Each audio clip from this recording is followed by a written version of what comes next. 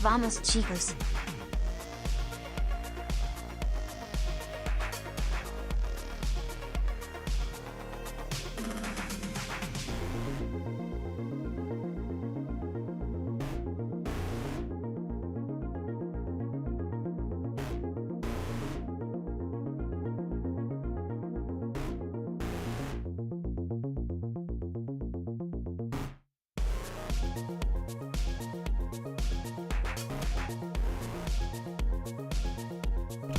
What is going on, everybody? Happy Thursday. You know what that means. The PGA Championship has begun. Oh man, it is here.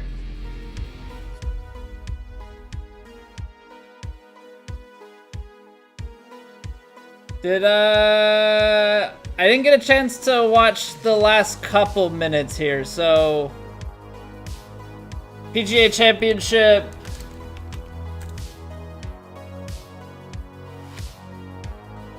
Did Scotty birdie the last, or did he... Where did he get to? Need me a leaderboard.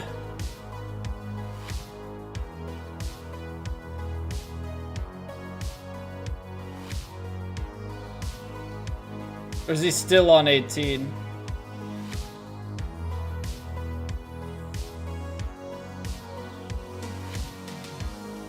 Okay, so they're still on 18. This is pretty cool. I don't know if you guys have seen this. This is new to me. You've got a player. I don't know what's happening with the background of this.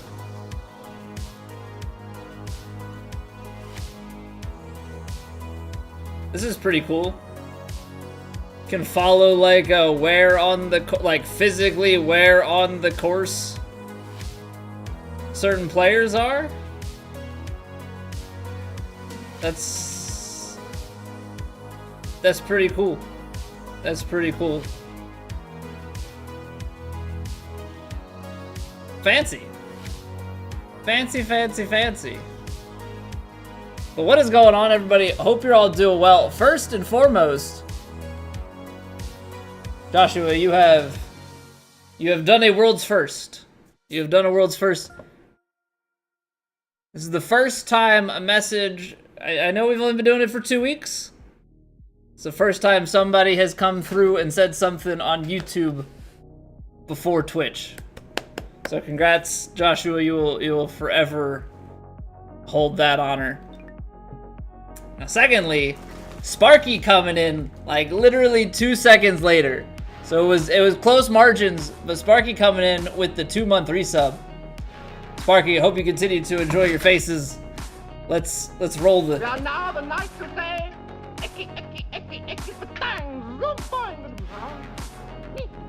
Vamos, chicos. Vamos! Busey, good evening. Hello, hello. Alright. Now we've got it covered. Also, yes, forehead...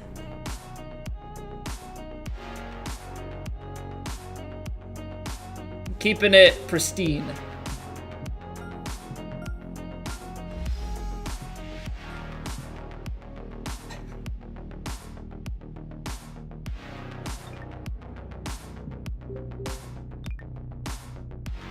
Oh no. No, no, no, no, no, no, no, no, no, no, no, no, no, no, no. Okay, we're good. I accidentally went over to guest 2 and I thought that they had that bug where your character reset again. Oh man. I was so scared. I was so scared. Oh, did not need that. Full reset. So when it happened the first time, Josh, I think it was that like weekend after Topspin came out, and people were like, yeah, stuff got reset, and I logged in and everything was off, and I was just like,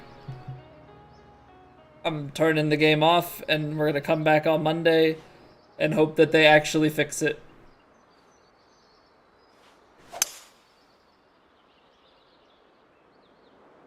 And I came back Monday and everything was back. And I was like, thank goodness, because I don't know if this late into the game I have it in me to put all the stuff back together. Hey, what's going on, Yabba? How we doing, dude?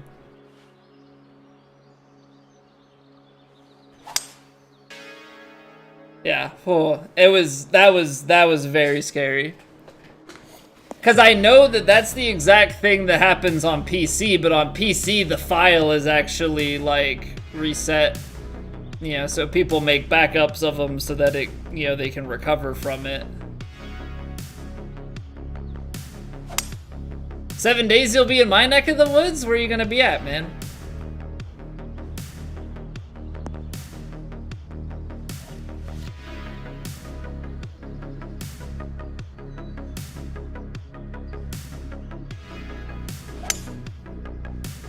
"7 days I will not be in my neck of the woods." Well, I guess 7 days I still will be, but gotta go visit the fam.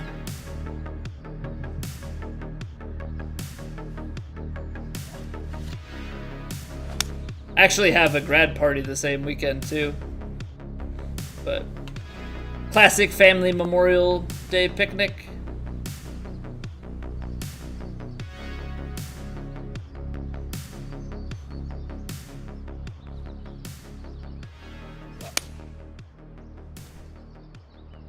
So while I'm thinking about it, and maybe I'll bring this up later if I remember. Probably not, because my short-term memory is absolutely horrible. The size of the chat that we have on stream, should it be bigger? So this is 2 questions. Should the chat be bigger? And the second question, since we're streaming on Twitch and YouTube, would an icon of Twitch versus YouTube be useful, or does it not really matter to people so long as they can see the chat that is there? Auto train to Lorton, Alexandria, and then a wedding in the Baltimore area. Okay.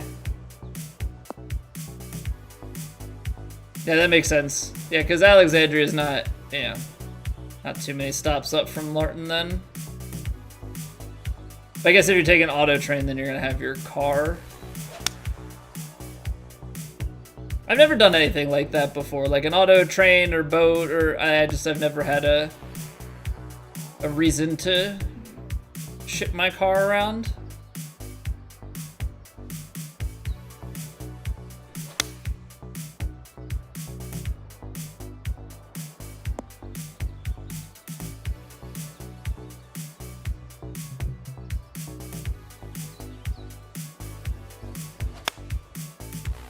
Hopefully we can have this kind of good ball striking today. That was missing yesterday. We definitely lost the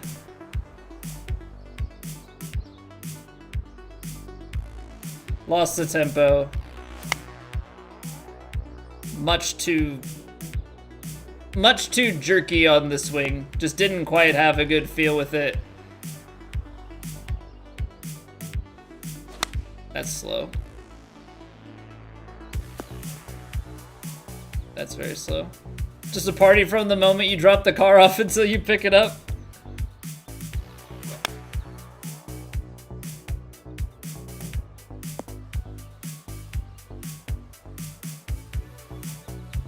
Because if we can lock in, I know it's going to be pin 4.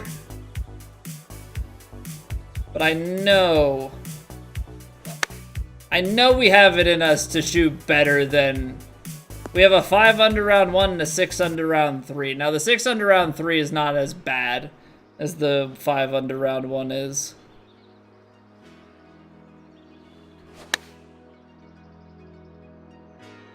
But it's all about that consistency. We know what our highs are. It's getting those lows to be better. Some businessman bought all the miniatures from the bar and handed them out to anyone left. I mean, I guess it's probably a little bit faster to take the train than to drive, right? But the big benefit being that you just have hours to apparently party or just hang out and do whatever, right? That's like, we've taken the train up to New York City a couple of times, and then you don't have to park a car or anything like that in the city. No resub message, Map? Just the silent resub. Welcome back for 29 months. Hope you continue to enjoy your faces. Thank you very kindly. Map, I was sitting here editing and I saw the clock hit midnight, and I was watching it a little bit before that, and then I was waiting until the midnight refresh. I'm sorry for your loss. I'm sorry for your loss, man.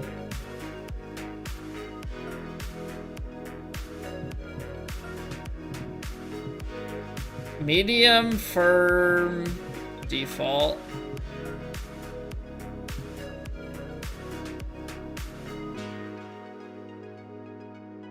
Okay, so it's gonna be firm fairways is gonna be tough.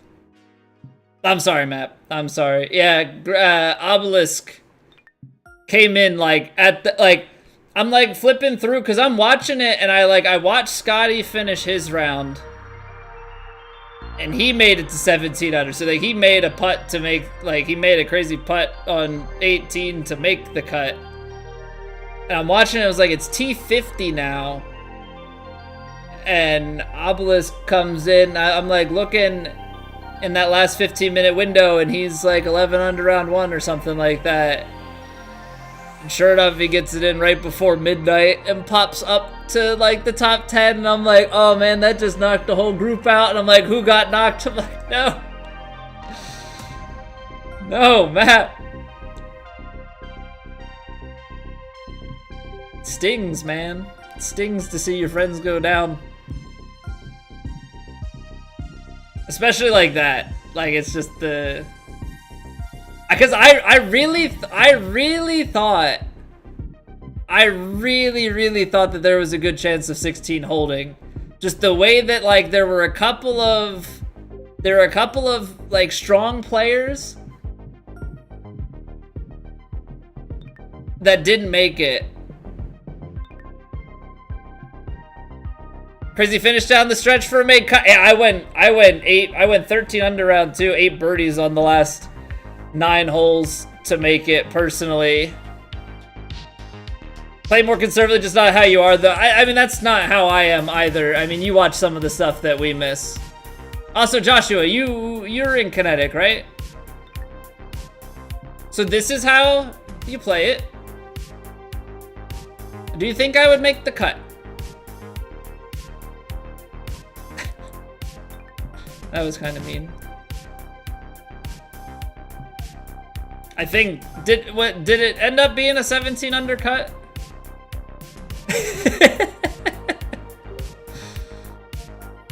Going over to look at CC conditions probably isn't any better. I played out of my mind the first Monday, Tuesday warm-up rounds. You shot a 15 under first round? Get in there, man. Big time stuff right there. Hey, what's going on, Doctor? Explosive shotgun more and more? I gotta stop misinterpreting the explosive shotgun. Friendly fire self-damage is a little too friendly. I believe that. You went and shot 36 under in the Walnut Society afterwards? The anger came out. So Matt, we shot 17 under in Kinetic, 19 under, and then shot 5 under in Plat. So you can imagine my feeling of like, okay, what just happened? Fortunately, I went 18-18 and then 13 in Plat the next one. Also come out in the next one. Is next week gonna be... Is there not gonna be relief from this week, next week? Oops. High, firm, fast. Alright, I guess we're playing Elite as warm-up.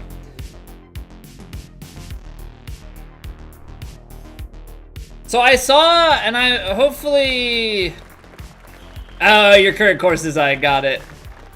Well, I was kind of leaning towards the next week's course because I saw the message from McTrees that he's stepping down effective immediately, and Steve Roel? Ah, I slowed it. I don't know if that's how you pronounce his name. I've seen him around a bunch.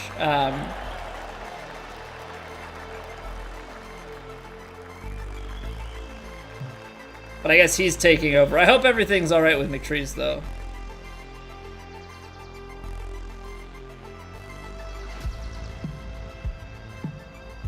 I'm gonna try and let this release.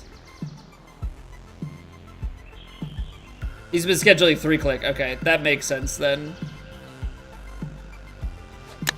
Just as to how, you know, getting him over to schedule somebody that already schedules.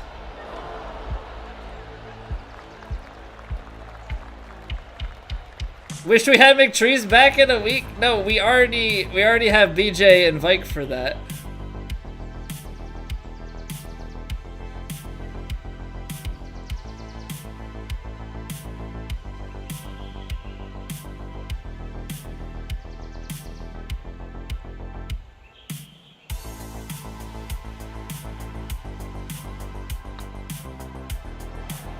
That's always such a tough putt. Because you're trusting that whatever is at your feet is actually gonna move that ball. Shot 11 under, play testing in 4 holes, don't even have greens yet. So that's an easy 15 then, right? Because those last 4 are definitely gonna be birdie holes.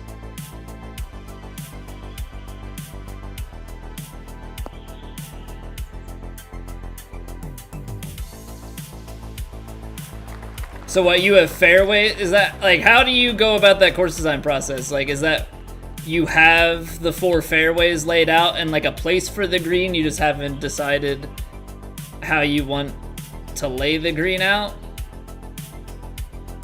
Or do you have 14 holes and you just haven't even built out fair, like you don't have...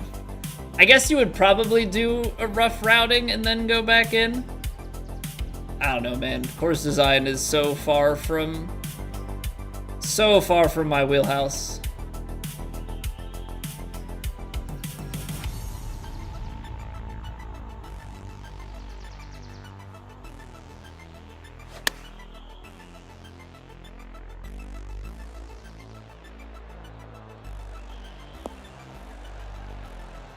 Did that lie actually just kick it that far left then? I have a hard time believing that was all wind.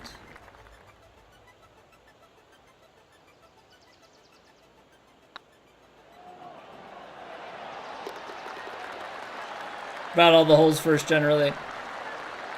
Yeah, when it comes to the course designer, like, I know enough to make my, like, basic little practice area. But I know that, obviously, that doesn't have anything. You can know course design and not know how to use a course designer. Because the course designer is obviously just a tool. That is definitely one thing that I just have. I have zero cons. I feel like I would end up just... I don't know. I feel like the creativity would not be there. Because I find that generally I am not a very creative person.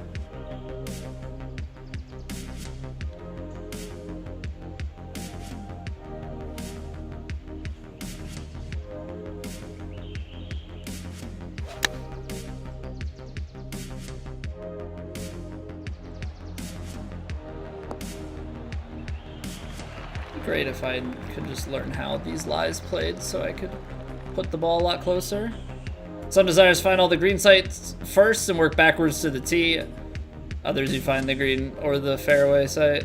Okay. Or fairway shape.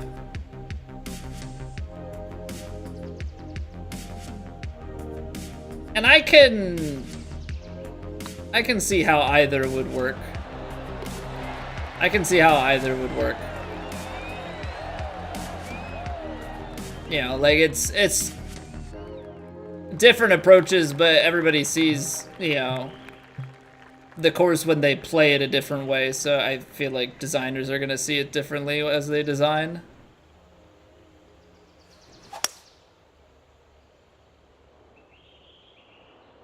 Because as I also understand, I was gonna say maybe the way that it's default laid out speaks to you a little bit, but as I understand it, good course designers like flatten the whole thing or start with it flattened because of water flow or something of that nature, and then work it back.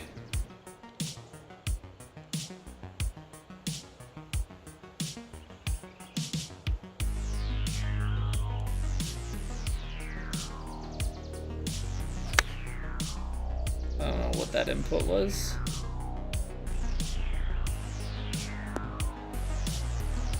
I would have liked the way that we played it had I actually hit it.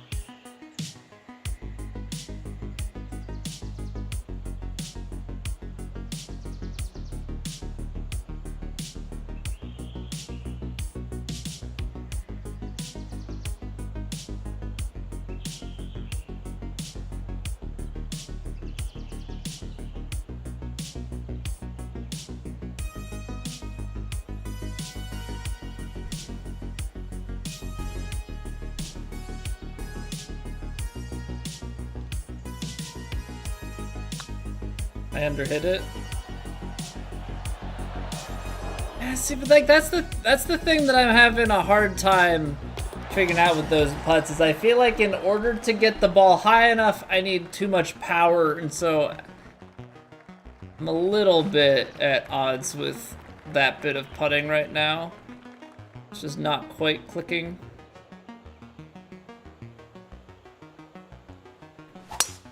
More of a purist method? Okay. Make the plot and then try to move as little ground as possible after that. That makes sense. So you raise things, but then you're just making like very small adjustments. Sometimes add big land features after the holes are laid down. I suppose it also depends on how much those features affect the hole themselves, right? Hey, what's going on, Lindsay? Howdy do, sir. Welcome back, welcome back.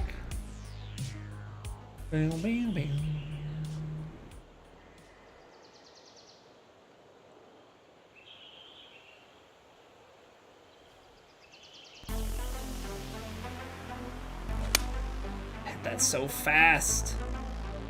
Now we're gonna hit the fairway and you can kiss this ball goodbye. I'm doing well. I'm doing well. He's good. He's good. We actually switched him.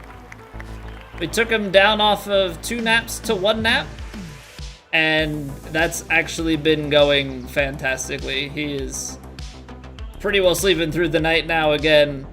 He's so smart. He's so smart. The kid's freaking like not even 14 months old, and he walked over to the, so my wife was out, but she had just charged the vacuum like yesterday or something. So we've got the vacuum charger. It's a cordless vacuum. We've got the vacuum charger. It's in like a bin of stuff. So I'm over like washing dishes or something after I fed him. And, you know, he goes in and he pulls it out and he walks around by our kitchen table.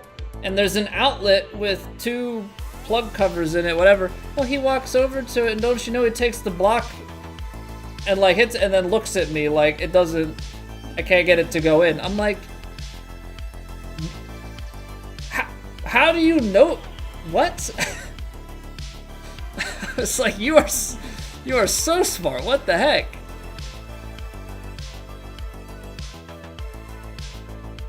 Well, fortunately, like, he can't pull the plug covers out, but he, like, seemed to know that this big block end goes in this thing on the wall. I'm like, that's not even the same one that it was plugged into before. Like, you saw this one time. How are you already aware of that?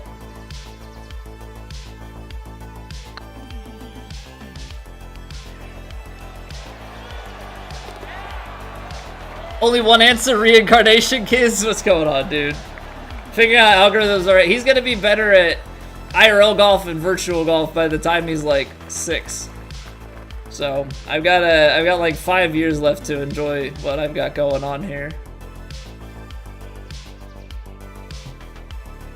Your cat got stuck in the bathroom with the door shut.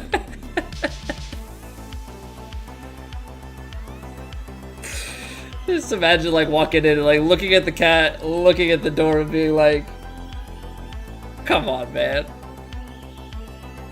Big O notation by 8, futures looking, oh man. Some O of n squared.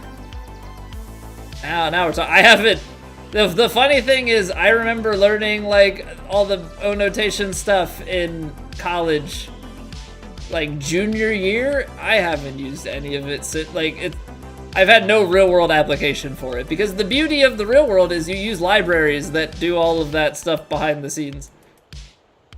I won't say I've never used it. You definitely do think about it from time to time when you're writing your own algorithm, like, or your own thing, and you're like, I'm probably too many for loops deep in this.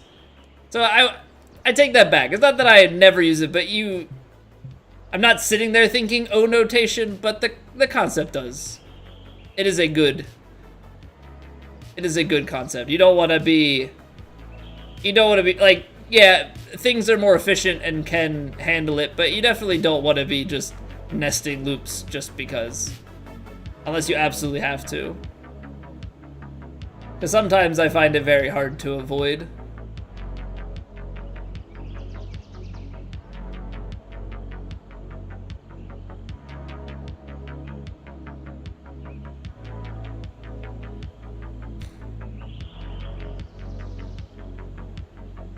Hey, what's going on, GH? Proud, depressing feeling at the same time when they start becoming better at things. Fortunately, not yet, but yeah, I'm sure we'll get there. I mean, I think he may already be better at basketball than I am, because I'm not good at basketball, and he's already just like getting all the layups, half dunking.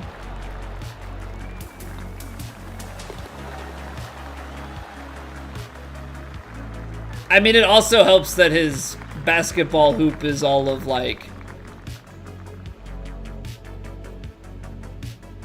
yeah, 3 feet tall, not even, probably.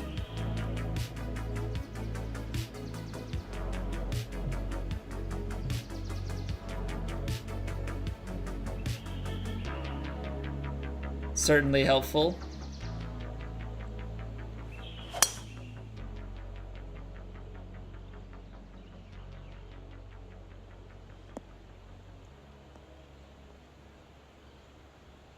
You think about it for smaller devices, etc., but that's about it.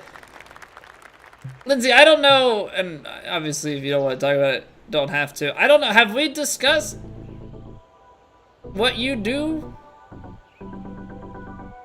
Because it sounds like you do some form of software.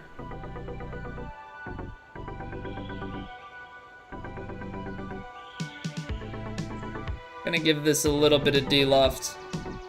Although I have run into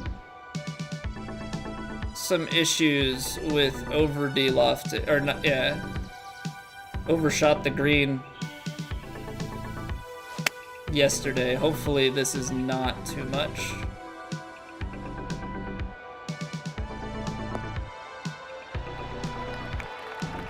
It is in fact not too much. Also, man, these greens, whenever they have it where like the green and the fringe and everything is like almost the same color, that's really tough on me. I'm not colorblind, but like, it is just so hard to differentiate.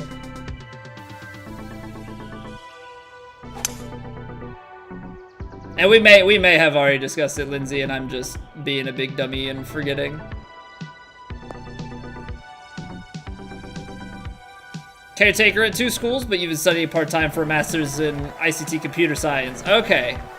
What does ICT stand for? But that explains, okay. So you're trying to transition into that. Roger, roger, roger.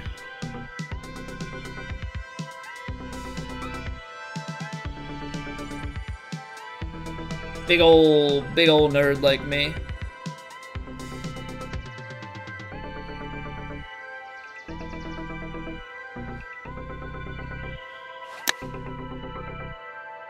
That slow does not help. But it's honestly pretty good aim. Yep. Information and communications technology, okay.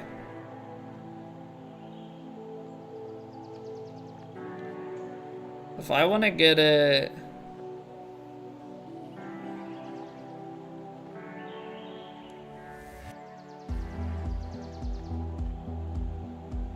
Always been a bit of a computer nerd, find them fascinating. You know, the funny thing is, when I in 8th grade, I think they had us like pick a career, and I picked computer science. And like in high school, I never took any coding classes, but the way that I always looked at it, I didn't know a thing about coding going into college when I picked computer science. But I always knew, like, I like computers and technology, and I like puzzles and like problem solving. That's essentially what the job is. Like, that gives me the right mental stimulation. Everything is a little bit of a puzzle, some harder than others.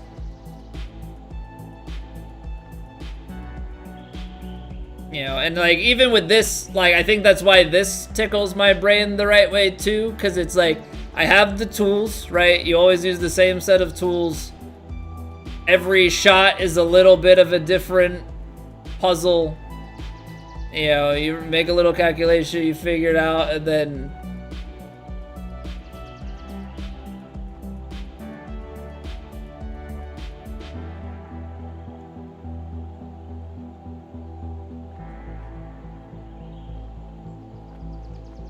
just trying to figure out with this.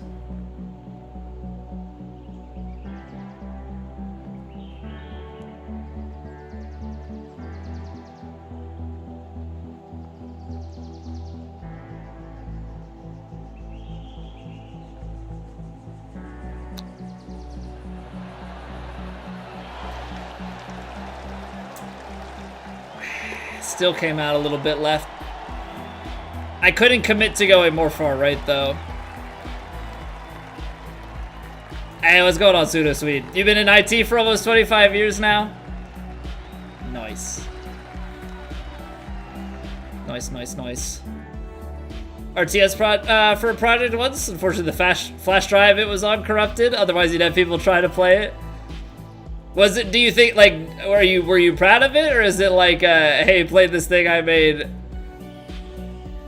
it really difficult or something?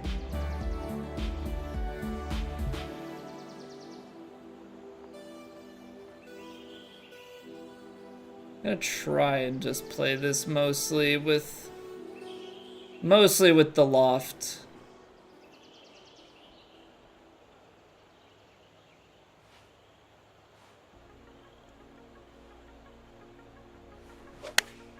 Ah. 98% and fast are going to kind of cancel out, and it's just going to go more left, so that's kind of nice. Means ultimately a pretty good read.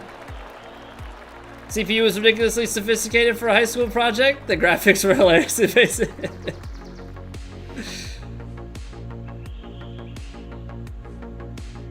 I've never tried to make a game or anything. Like, that definitely feels outside of my wheelhouse.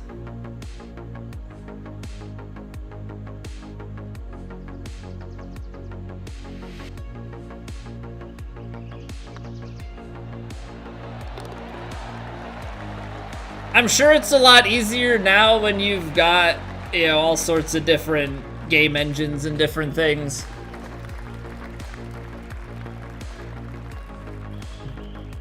I think I have to lay up off the tee here.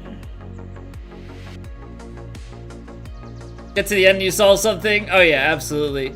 That and like, there's also all the frustration that comes with it. And then it always ends up being like a 1 or 2 line change after hours of debugging or days.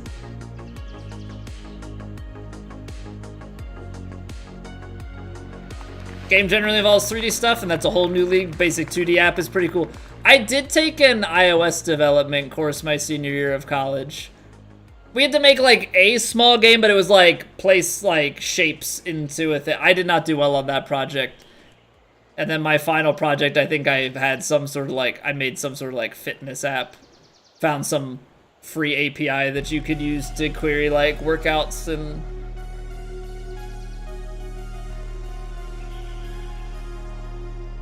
Yeah, the app design is interesting because I know that there are pieces of software that make it easy to design for one thing and have it work on like Mac or like on Apple and Android or things like that.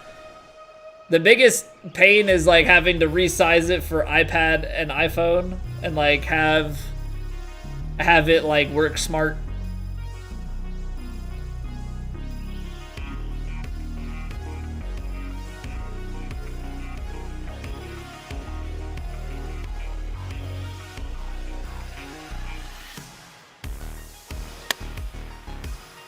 Underhit it and slow. But that's gonna oddly kind of fade with the wind and get a little bit more distance because of it. It's kind of the weird thing when it comes to those shots. It's like, yes, it's a slow, but now all of a sudden it becomes a tailwind and that just completely alters things.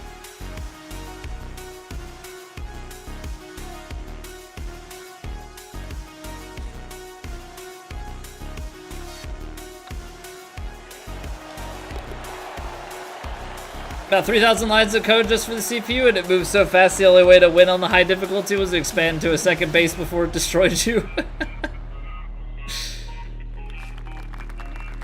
Probably get an AI tool to make an app for you, but where's the fun in that? Yeah, but I mean, that's only gonna get you so far. I mean, it might not be a bad thing for getting started, but depends on how expansive you want to make things, because if you let it write it, then you've got to work your way through and figure out how everything works, and if it's not quite right, going through and retooling it is probably weird.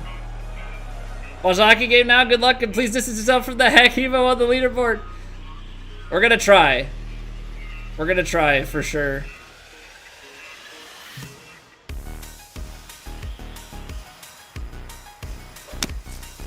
Hopefully my tempo is a bit better than it was yesterday. But appreciate the luck. Enjoy the hockey game. Fortunately, my Flyers they weren't really supposed to make the playoffs when the season started, and then they played well, and then they ended the season in a disappointing fashion. Good times.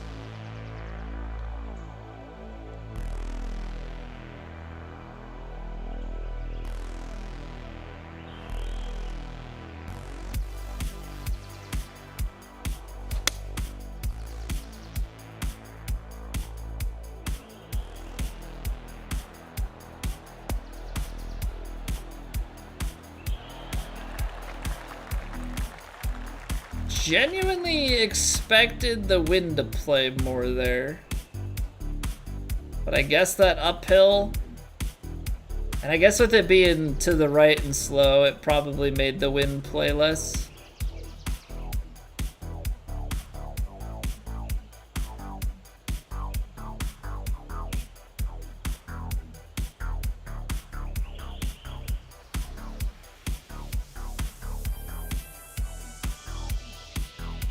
This feels like one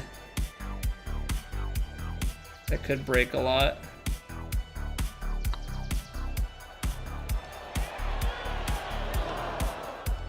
I played it more, played the right power on it.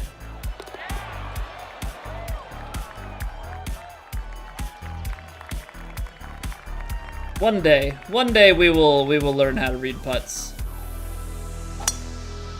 One day we will learn how to read putts. I don't know when that day will be, but we'll get there.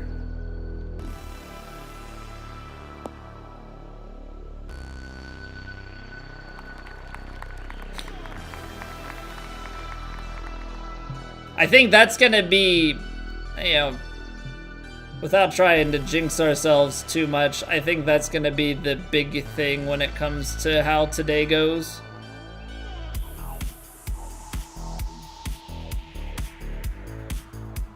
It's how do the putts fall?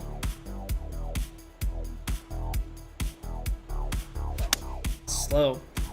Losing my tempo down the stretch here. Past couple holes have been off.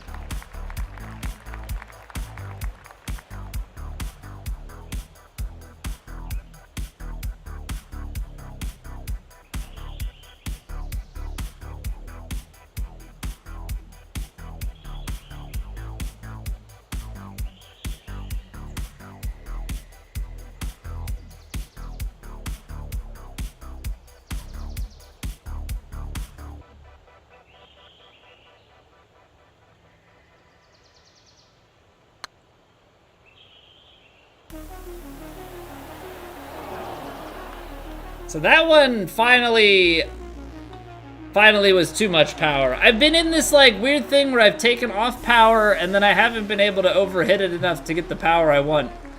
And there we finally overhit.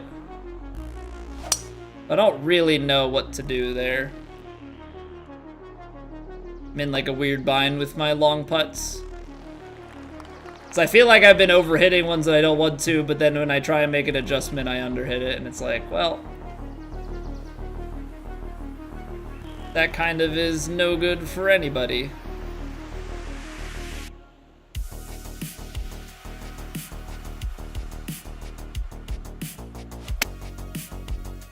I'm hitting these fast. Ping-ponging my tempos.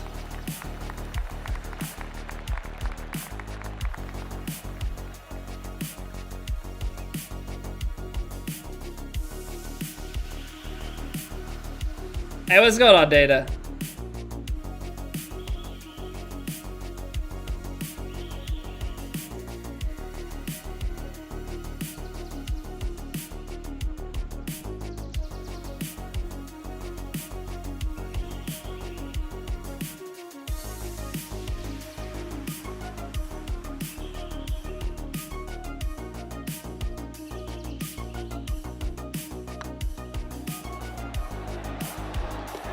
Elite warm-up is going well. Elite warm-up is going well. We're 10 under through 13. Kinda wish you were to lead this week with how badly you bombed Kinetic. From what I understand, this has been playing really difficult, and we were not on top of it when we played our first round here, and yeah, it beat us up pretty bad.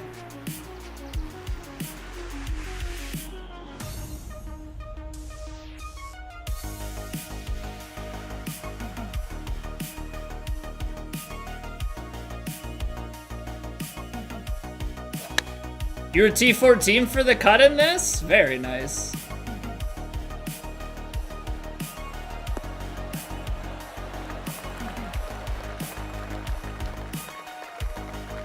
I must have misjudged something there.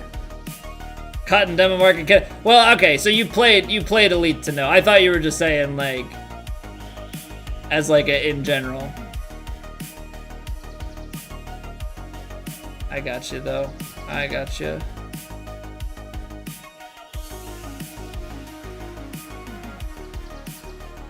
Yeah, I mean, so it goes sometimes, you know? So it goes sometimes.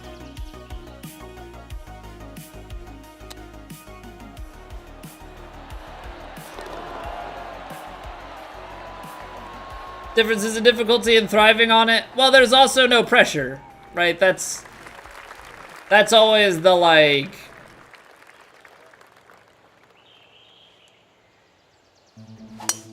I guess subconscious thing, or that's kind of always the thing that's in play, is like, it doesn't matter. You're able to play loose, right? That's always the big thing when you know, like I can use my round, you know, my round 1 of Plat as a perfect example. I shot 17 under in Kinetic, shot 19 under in CC for those round 1s, and then I shot 5 under in Plat.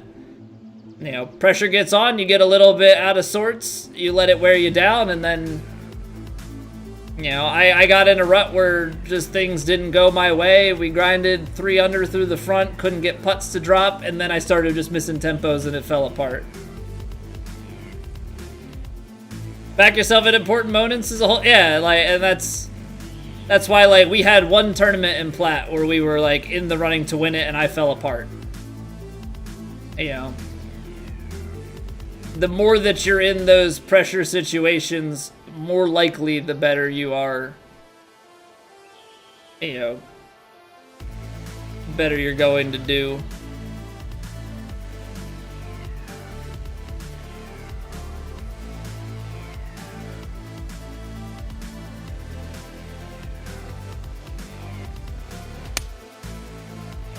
Tempo. Just struggling a little bit with it. Next week you're gonna do a round a day, see if it makes any difference. It's kind of an odd thing, right? Like sometimes it's I would say that the 1 round a day can be very good if curbing the, like, you know, continuing the bad stuff into the next round. It gives you that time to reset. But it also tests your patience when things are going well, right? Sometimes you have it where things are just going well, and like I feel like it would obviously be optimal for me to keep going and play more.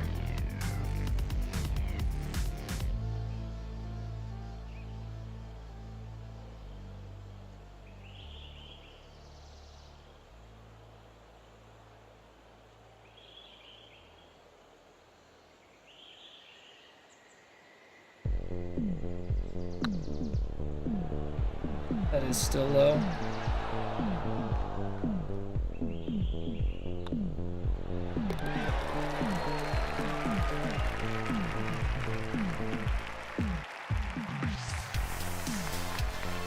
Shot 40 under this week, didn't for a solid month, nice. Yeah, and a lot of it is, you know, just get that confidence back.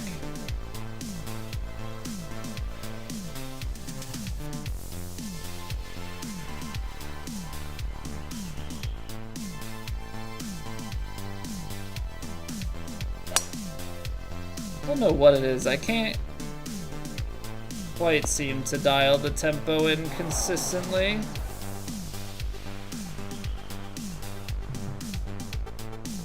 No, you can make connect. Oh yeah, you absolutely can.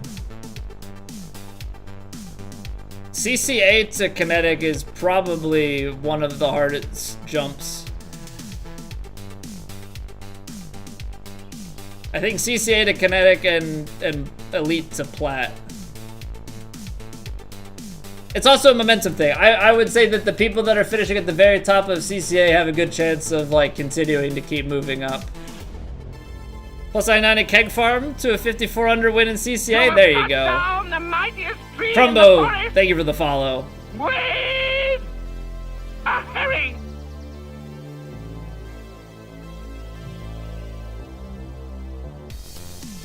This 4-iron comes. I gotta play the 5-iron and just kind of hope for the best here.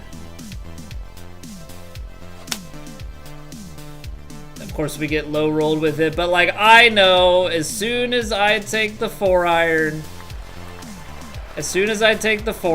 I'm gonna sail the green. Like that's just how it goes. Uphill 7.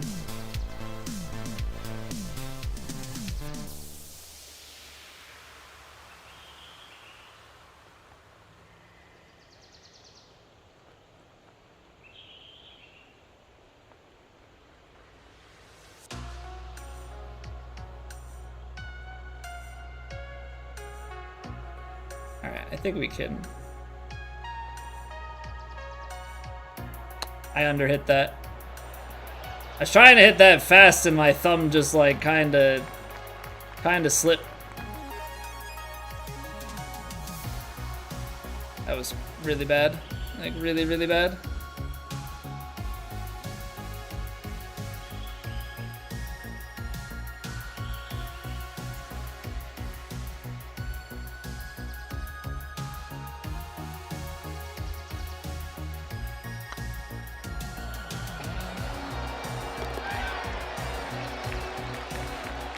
Okay, good save.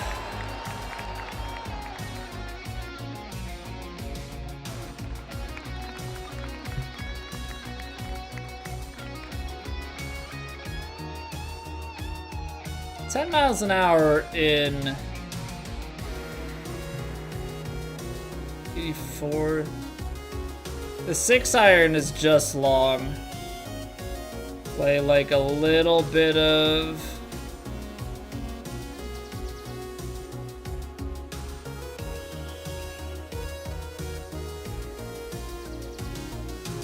bit of fade into it.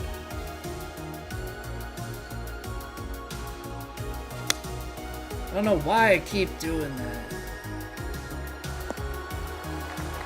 It's like I'm just unsure of like what the swing is supposed to feel like, and I'm not making it easy on myself.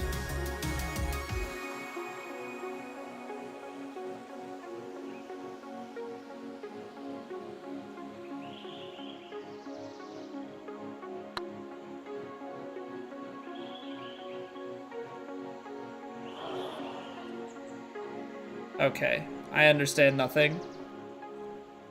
I understand nothing. How is that so bad?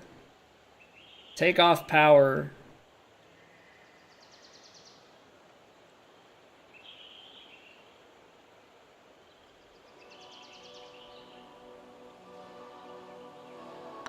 I underhit that.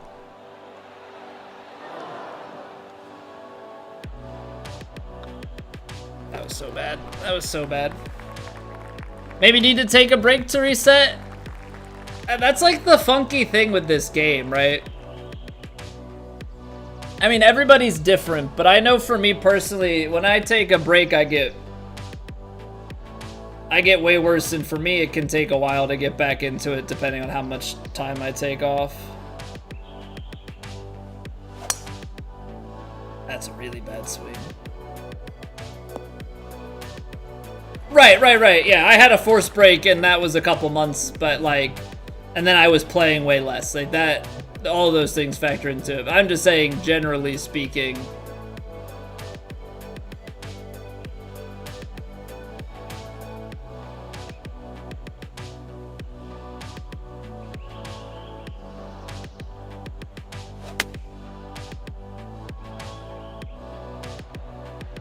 Breaks can be tough.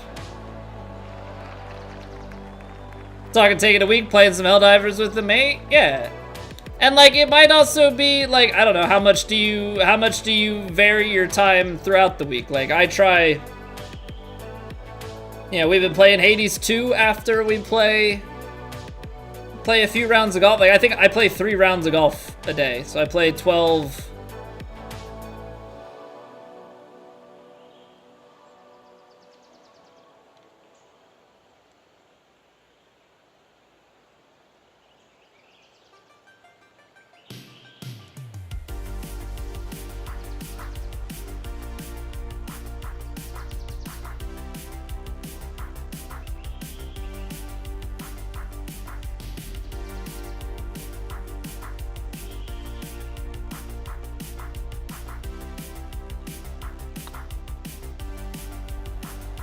Of course, it did end up breaking low. But yeah, and then like on some Fridays and stuff, I try and play games with some people. So, yeah, we've been working through Baldur's Gate lately.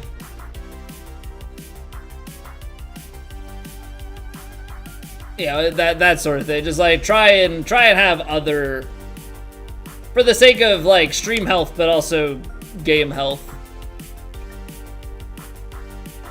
Went to bed last night, but normally it's 2 societies and then 1 or 2 rounds of TGC. Yeah, and it, you know, maybe there's some merit in like, you know, maybe just having maybe you just play for like some fundamentals. You know, maybe it's not playing full rounds, but maybe it's just working on some small fundamental things, and that's all you do just to keep in touch, take a few shots, and then play something else. Like if you're trying to, you know, that all depends on how much of a feel player you are versus a math player, I suppose. Kid's been sick, so you're out of it. Could be the issue with, yeah, and that absolutely could be the case. You know, you gotta be mentally in it. Not a math player? Okay.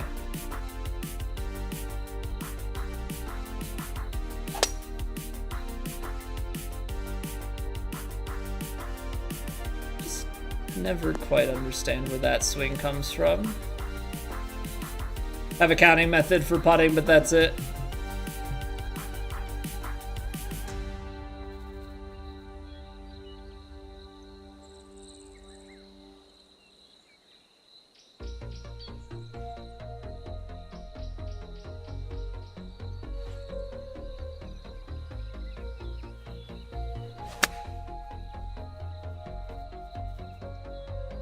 Gone, more than likely. Can really help under pressure. Can't math on putting though, no idea what you're doing. I try and math on putting, but the tough thing is like certain green speeds are kinder than others. You know, I don't know how you guys don't, cause like I look at I struggle so much.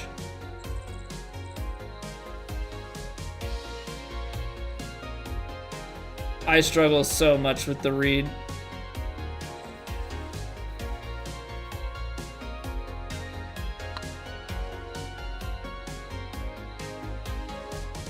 Because I end up doing that all the time. Now that's firm. You know, and longer putts, that definitely tends to be my miss, is like going way past.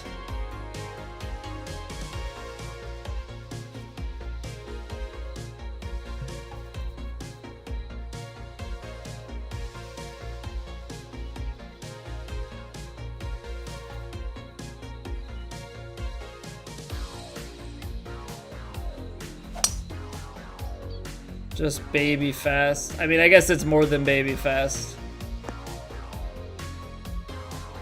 Makes this shot a little bit more interesting, huh?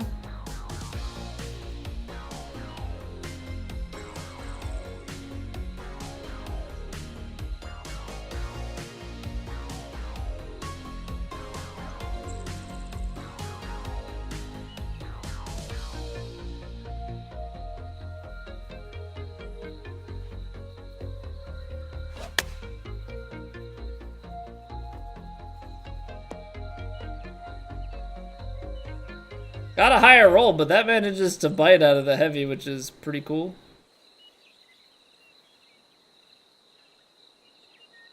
But it's like, it's these putts that have mostly made my putting better.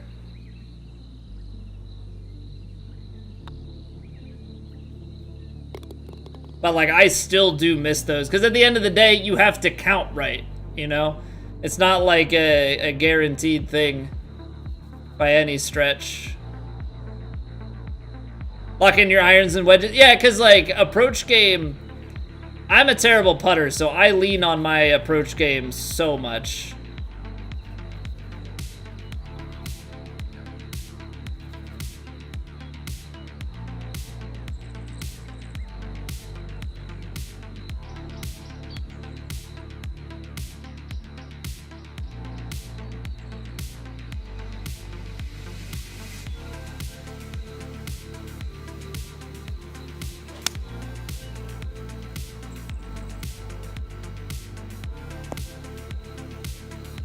Hey. I don't know why I just get so bad with my...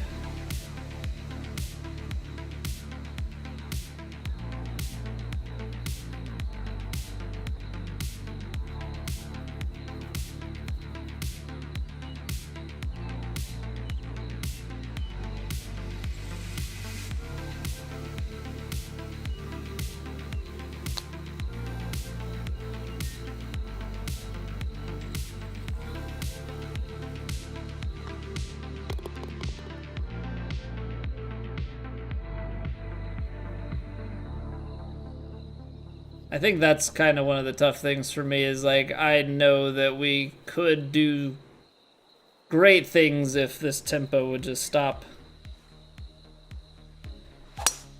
disappearing on me. So it really shouldn't be that easy to just suddenly hit it that fast over and over and over again.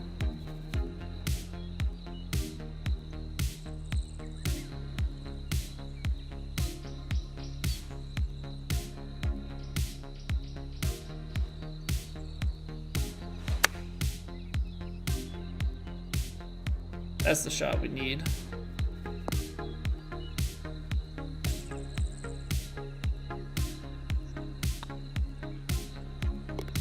Yeah, I have to figure out with putting, like, something with my power. I just get so out of sorts so often now.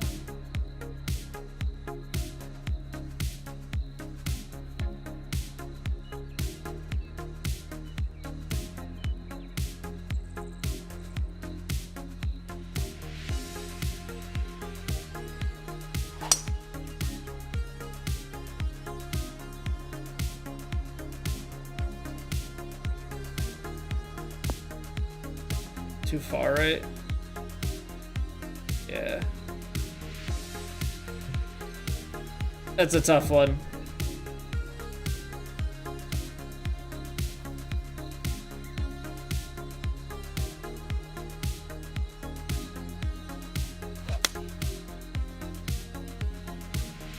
There's a chance that this could still do something decent. Did it get too high up? It did. Those initial bounces were just like a little bit strong.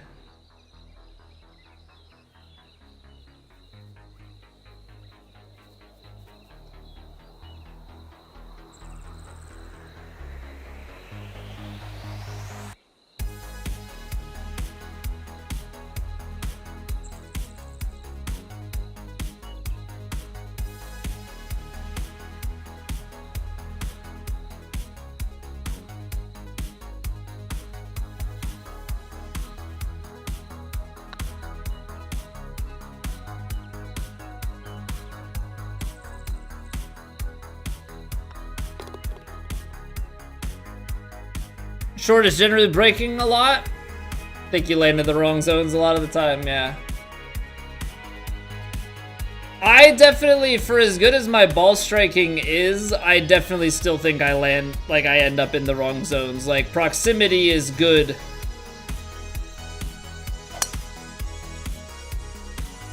Proximity is good, but I'm not necessarily in the best spot to make the putt. I end up with a lot of pin high, heavy braking, never directly on line, straight uphill to the hole. This is gonna go long, isn't it? Those first couple bounces are gonna be massive.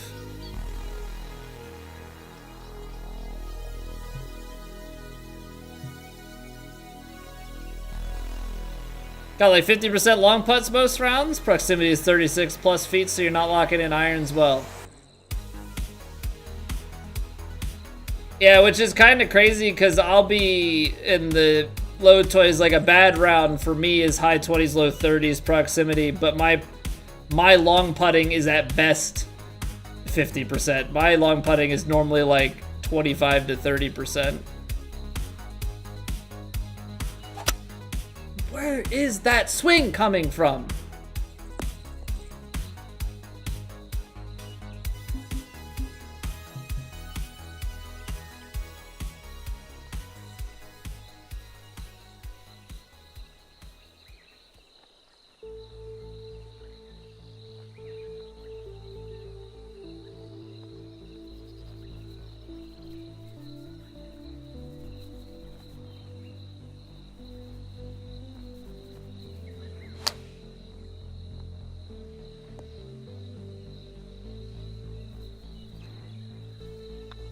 Alright, I'm gonna take a quick break, try and just like get I'm feeling a little bit warm. I don't know if it was warm today, and I think sitting next to this computer is starting to get me warmed up, and this tempo is starting to go way fast because of it. It's the downside of having the slow swing. So I'll be right back. We will hop back into this last little bit of warm-up and then get into Plat. So thank you guys for being here. If you're watching on YouTube, please make sure to drop a like if you're enjoying the stream. It's the only way YouTube knows that you like it. So yeah, that's enough of a little self-plug before we go. I'll be back in just a couple minutes. Appreciate the patience.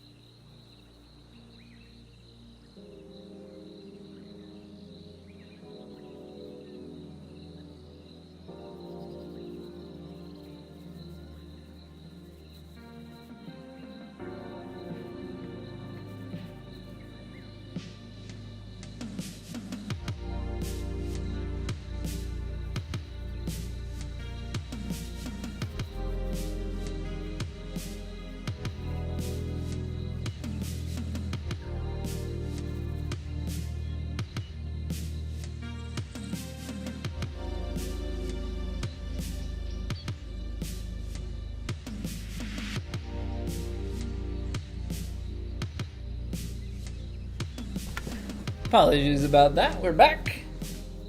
Ran into my wife and we're discussing, so big financial decisions. We know we're planning on having more kids, right? So we had talked about, we currently have a Ford Escape. We were talking about getting a bigger SUV for a while. My wife was pretty set on that.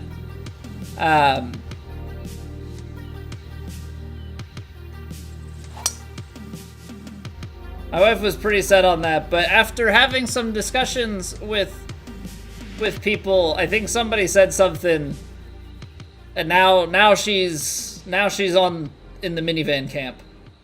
But also, like, the SUVs just don't have a lot of space for travel, and so we're pretty much talking about the necessity for getting a minivan. Yeah, so I can achieve peak dad mode. But we also are looking to move, and so, yeah, obviously those both cost money. But I realistically think with the way the market is, the fact that we have nothing that's like pressing us to move, probably gonna end up staying put a year. The only thing is, like, we're not close to family. Like, we're a couple hours away from either of our parents.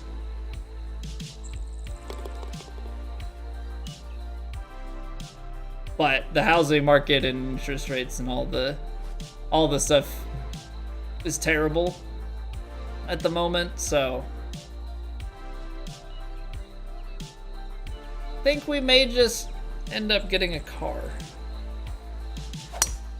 But I put my wife on research duty. I said, okay, but you gotta look at, if we're getting a minivan, you gotta start doing some research on what all these minivans offer.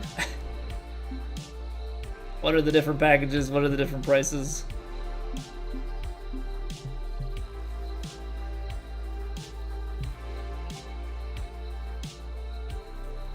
I think you gotta flop this.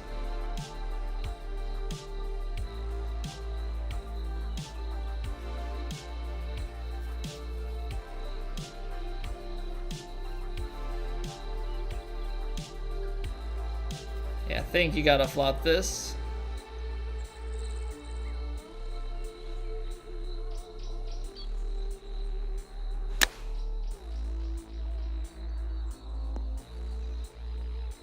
Oh, it thought about it. It thought about it a couple times. When that thing was up in the air, the way it was dropped, I was like, that kicks just a little bit to the right. I actually thought we had a chance to sink it on the way. Not with the comeback, but just like dunk it in. Flag all the way at the back. Why does this feel like the type of shot that is just gonna kick and roll all the way through the green? Probably because it is. Look at that slope.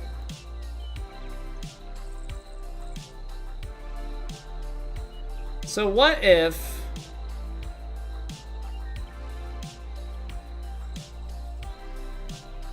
trying to think about how you do this.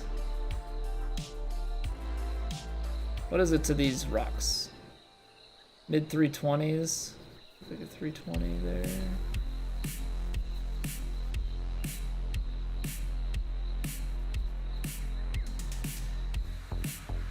Just a little bit of backspin? Or is this gonna end up being too much? But we'll find out. For science.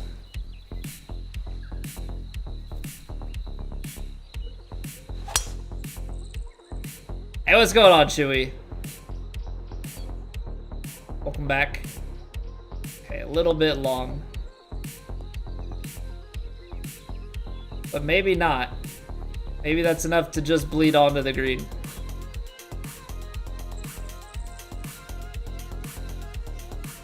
Gosh darn it.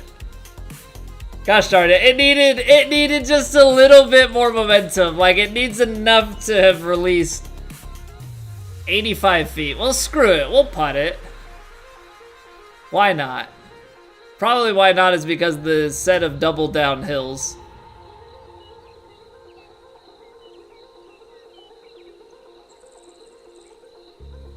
That's probably the why not.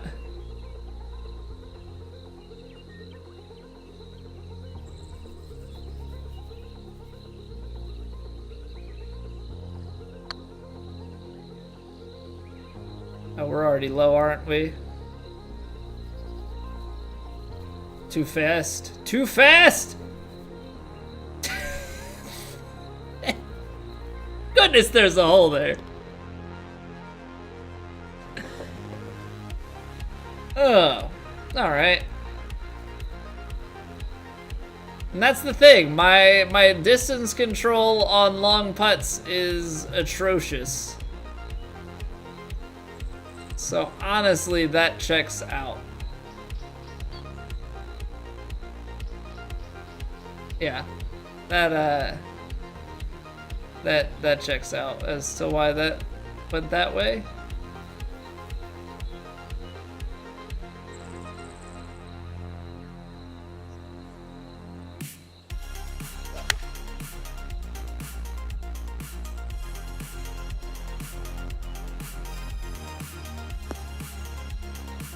Fast didn't really do me many favors.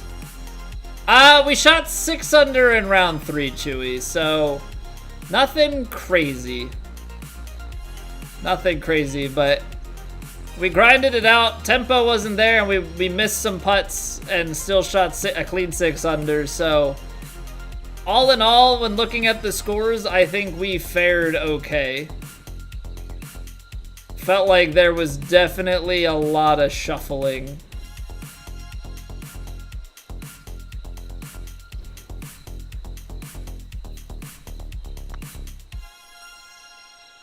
Right around where I'm sitting. Like, some people shot really well and some shot not as well. And we just kind of stayed put. Yeah, that was the very high wind round. So we ended up with... I think we're still sitting kind of right around top 30. But it's pretty tight. Like, 2 or 3 strokes and you're inside the top 20, so... Yeah, we do something nice in round 4 here, and next thing you know, we're in the thick of it in a major, so. We shall see, we shall see. Just gotta replicate round 2 though, like that's easier said than done.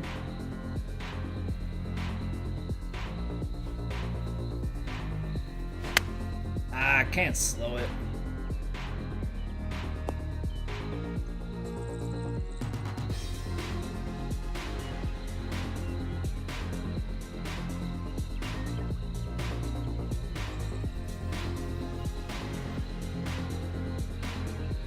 Eight yards.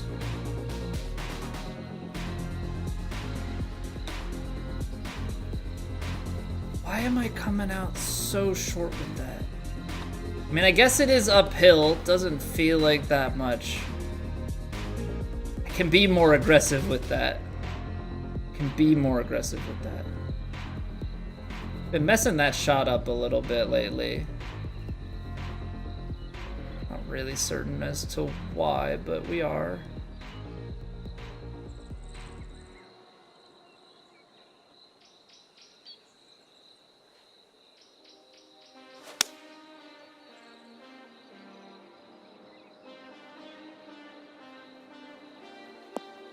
I feel like I'm forcing tempos. Which obviously if we're forcing tempos to a few feet, then that's not the worst thing, but I hate missing tempo. I loathe it entirely.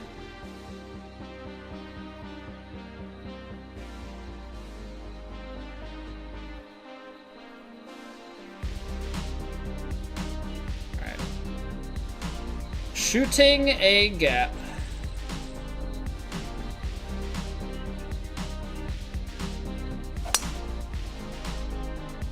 Maybe slow, but it is a-okay. Sometimes you forget exactly how much wind you get, like at the tail with the full off or the full backspin carry on a driver. Like it can go quite a ways. 65.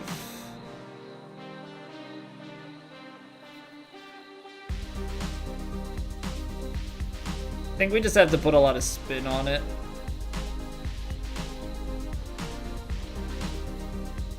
I'm gonna aim this a little bit more to the left just in case.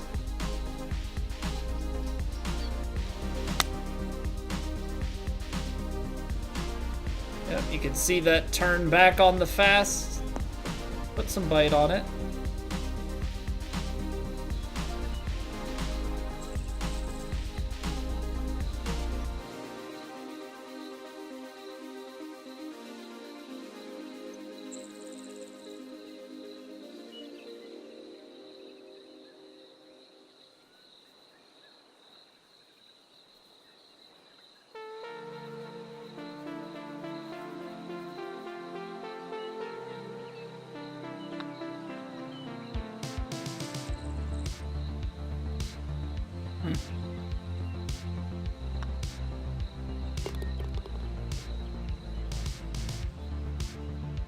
Really saw that break-in, but it just kinda held up at the end.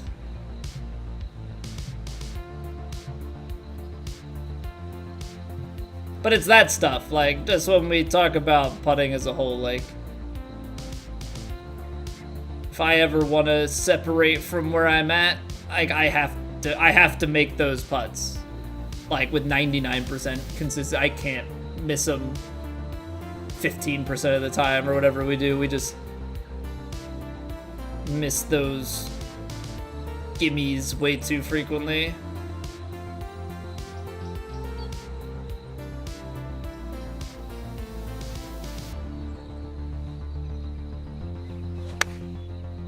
I really thought I slowed that.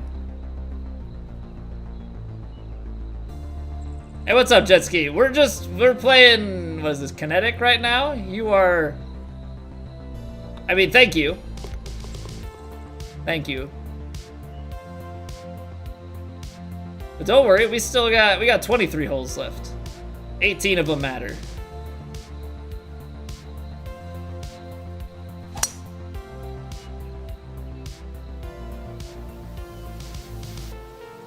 Saw the score, thought maybe this was the plat round. 46, can you imagine? I'd take that. Just a little 19 under through 14 for plat. Round 4?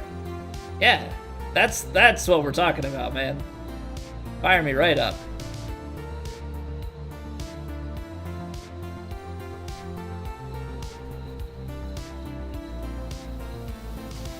Thought maybe I was cooking. That would be a fantastic kind of cooking.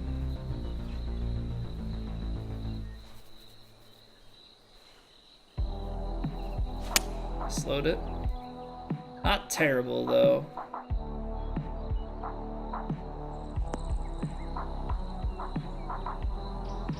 I did catch a little bit of it. I had it on mute in the background for a bit while I was working, and then I caught little bits later in the day. Yeah, I tried to watch a little bit while I was feeding my son dinner, but otherwise we were playing.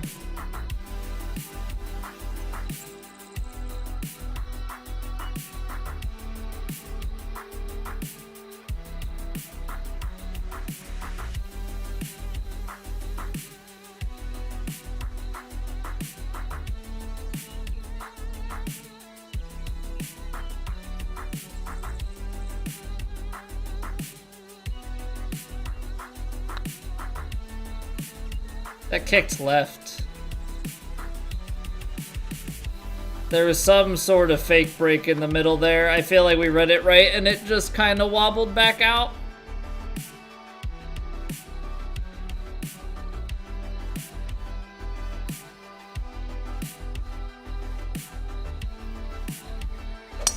See, I saw mostly the early stuff. And then I caught the first little bit of like when Scotty teed off. I didn't see, how did he finish on the 18th there?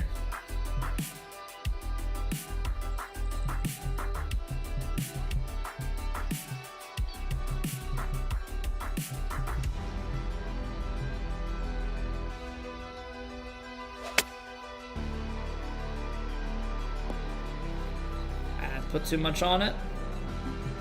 Should have just gone the club down.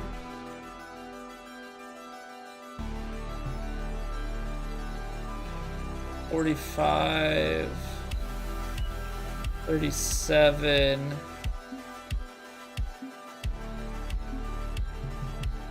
Seven in the wind.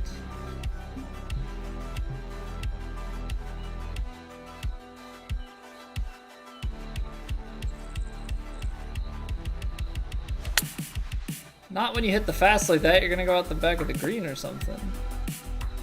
Yikes.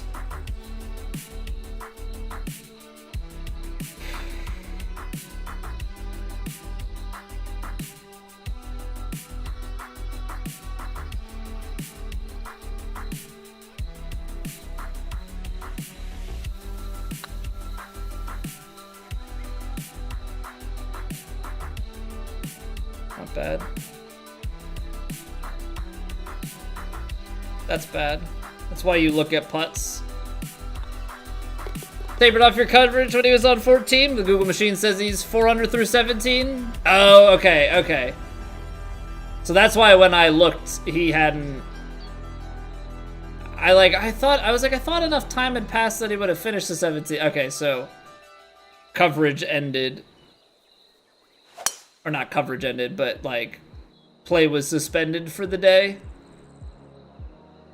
Gotcha. Yeah, so I mean, there's a chance for him to get it. I don't know where he's at exactly on 17, but there's a chance for him to get in at 5 or 6 under. Shoffley, I'm just waiting for him to not disappoint. I was really happy to see Finau up there too.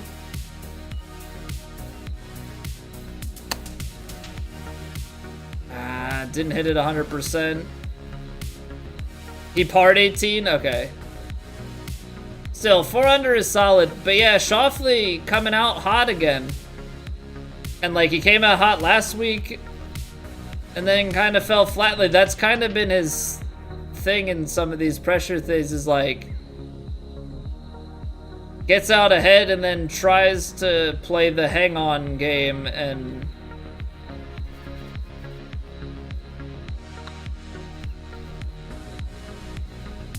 ultimately just ends up getting chased down.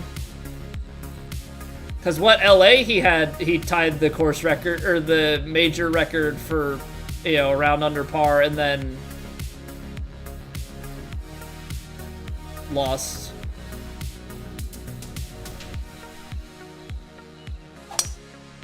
You have no reason to not like Shoffley, but that said, you don't like him?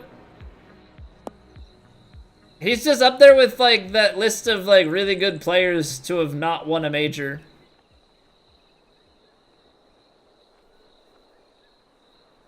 And it's not that he hasn't, like, been in the hunt or had some opportunities and stuff over the years.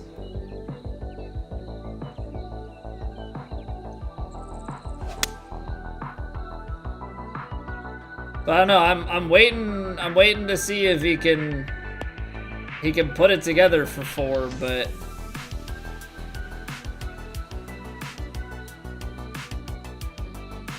just haven't quite seen it yet.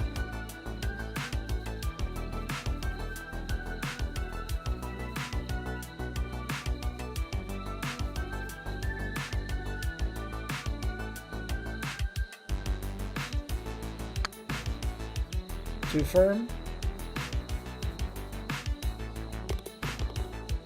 I don't understand anything.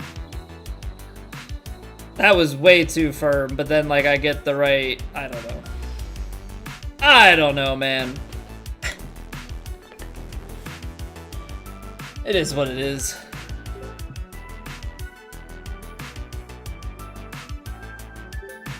A very lackluster 12 under.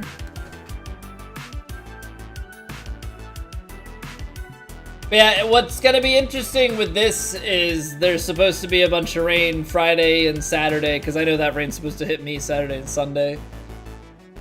So we'll see what that does to play you know, if there'll be lightning that'll interrupt play, or if it'll get too wet out on the course, or if they'll be able to play through and it'll just make things tougher. That sort of rain, though, should theoretically play to Schauffele's advantage, you know, and some of those guys sitting close behind him, right? Like, build a big lead and then the weather comes in to kind of wreck things. So ultimately, we will see how that goes. But it also wouldn't surprise me if maybe we get a Monday finish for the major. Not that that's what broadcast is looking for, or people at home are looking for, because everybody's got to go back to work while that's happening, but it's possible. All right, let's play some Plat. Shall we? Let's wrap this sucker up. Let us wrap this sucker up.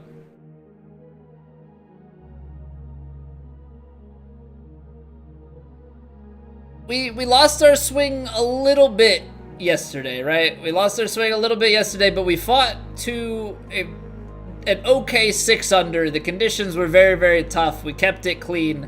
We found some scores. Now it's time to bring it home.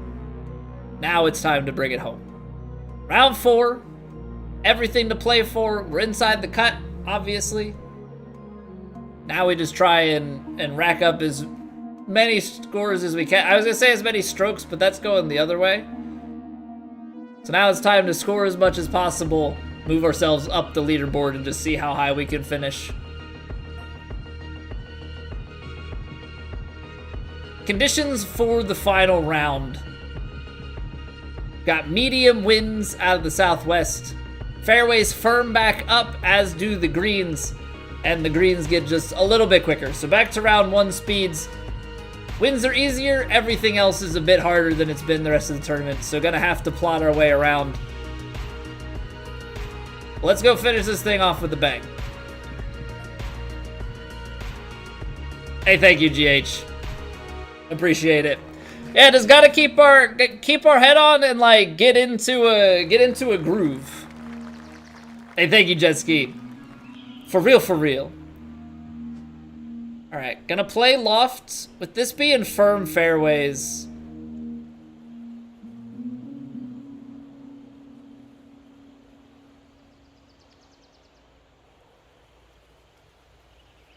gotta be smart here.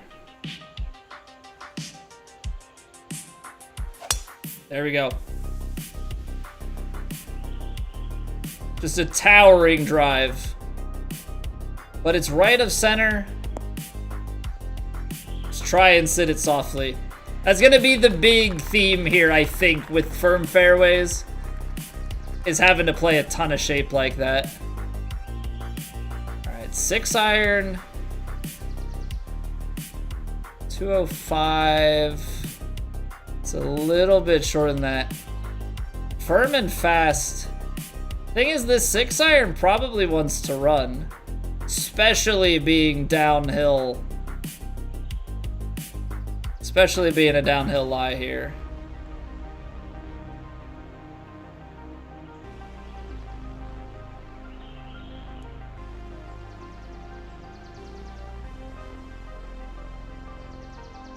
Playing a little bit more to the right out of precaution. 205, 203. Winds in a little bit.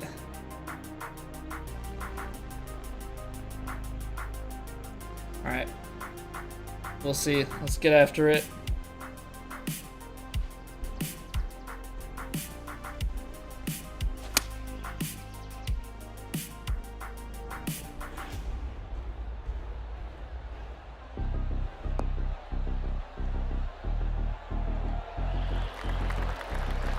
That's how you start it.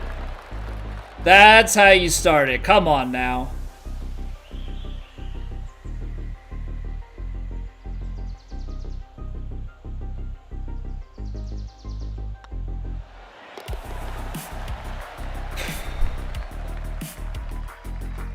Just do it 17 more times. Just do it 17 more times.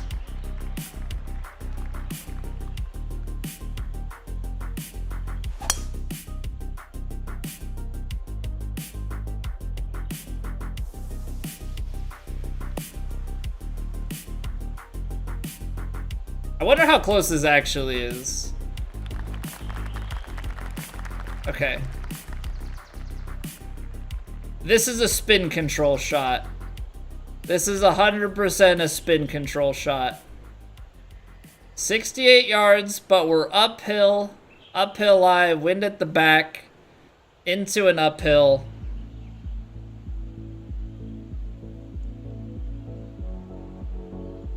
Very crooked at the feet.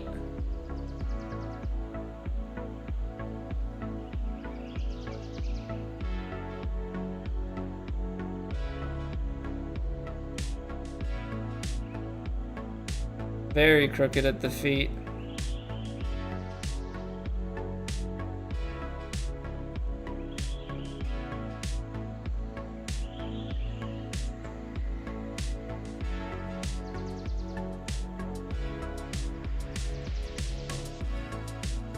All right. Let's see what we can do here.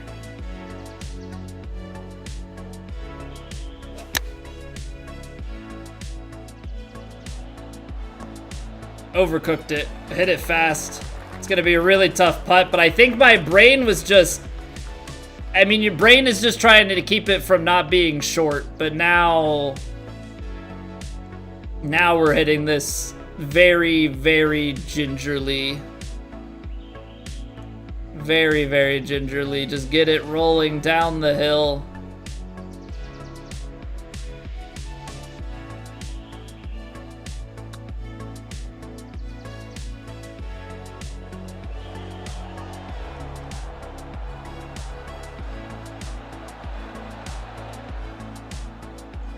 I will take that lag. I will take that lag. What a difficult pitch shot. Even if I hit that right, that rolled out so much that I don't know, because I didn't want to play any spin on it, but I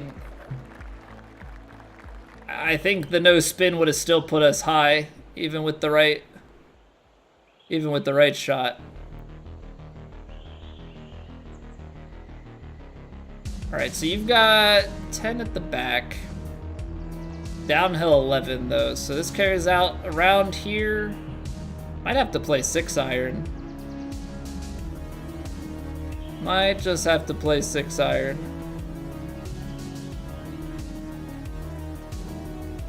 The crazy part is that 6-iron like lands. Can it climb? I think you have to trust that it can.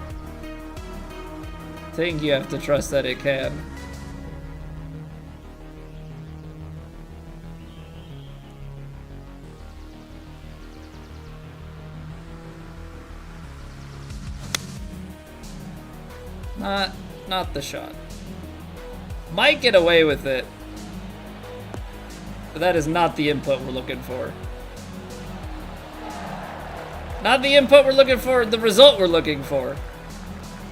Yeah, we're gonna chalk that up to just being a little bit lucky.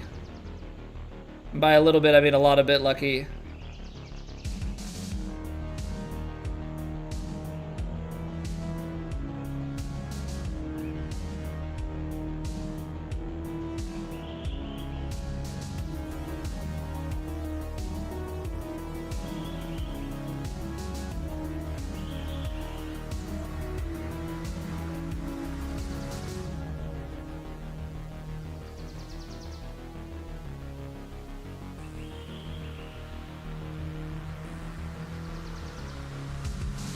I don't feel good about this putt. Let me just say that. I do not feel good about this putt.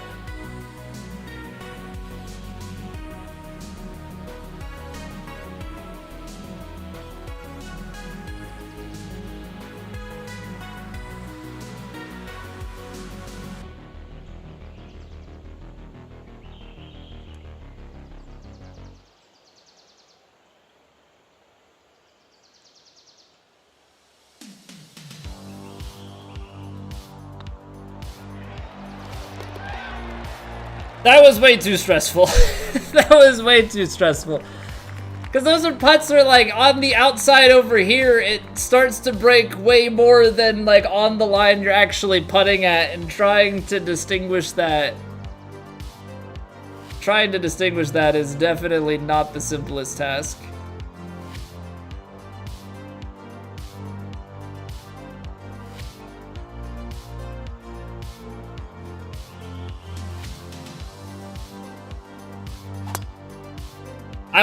I'm thinking about my swing too much. I'm, like, actually thinking about my swing too much. We hit that big fast, and there's just zero, we're in, like, a zero trust mode right now. This is really not good, by the way, as far as, like, where to lay up to. Let's think about this. It's gonna be like a...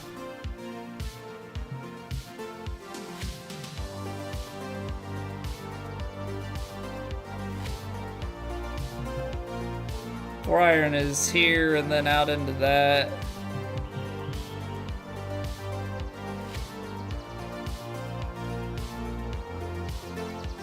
We're gonna go for it.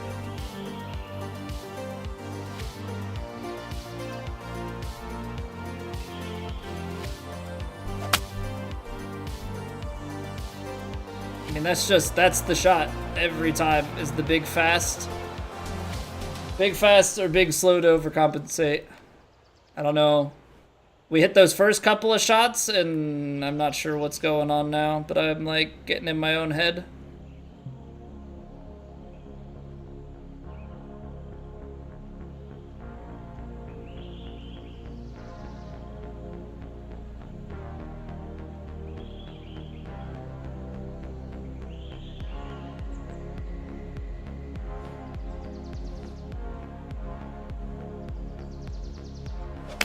There we go. I don't know how the result is gonna be, but... Okay, we got it up towards the shelf. It might roll away, though. Okay, drifts a little bit to the right.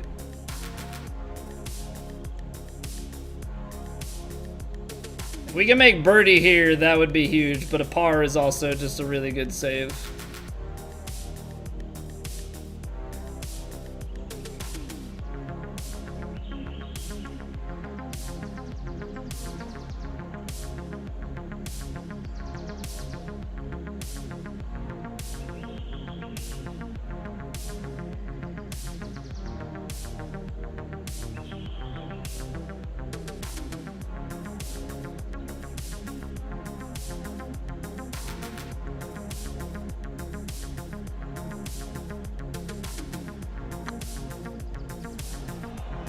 That took a pretty big snap. Not enough power, but that turned way more in the middle than it felt like it should have. Okay, so we par the par 5, we get away with the par 3, so net neutral. I don't want to lay this up, because if I lay this up, I've got to take basically the same club in, but I guess the question becomes... Can I hold this?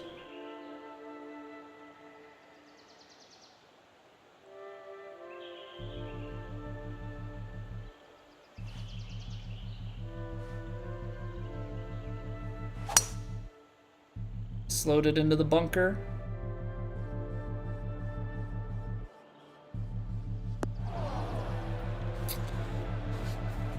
All right, we're fighting demons right now. We're fighting demons right now.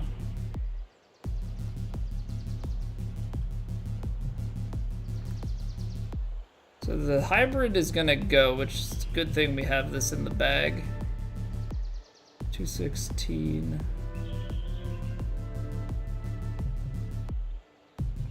%.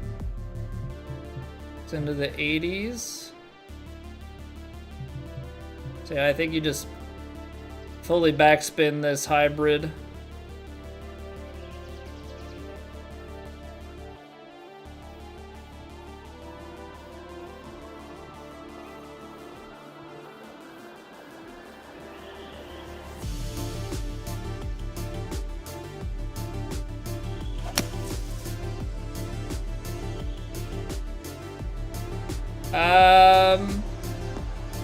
I got the high roll, I guess.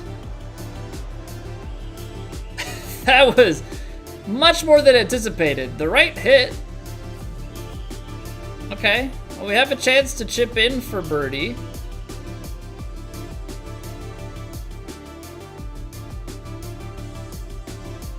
So by no means out of it.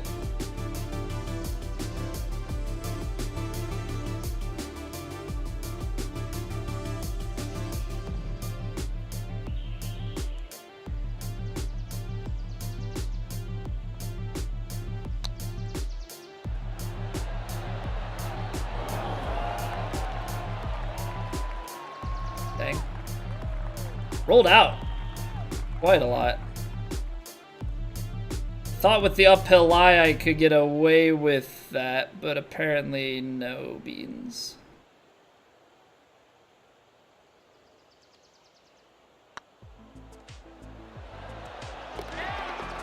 I don't like the little double wiggle in there.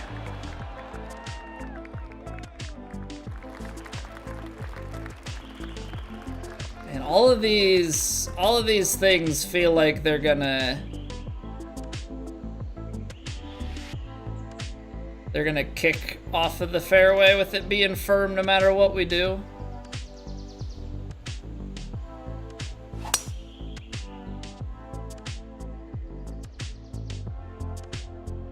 The kick's right. Fast could be helpful. Okay. Everything's off to the right. And that is a front freaking pit. That's borderline. That's borderline. Downhill behind. Don't think that I love that. Don't think that I love that.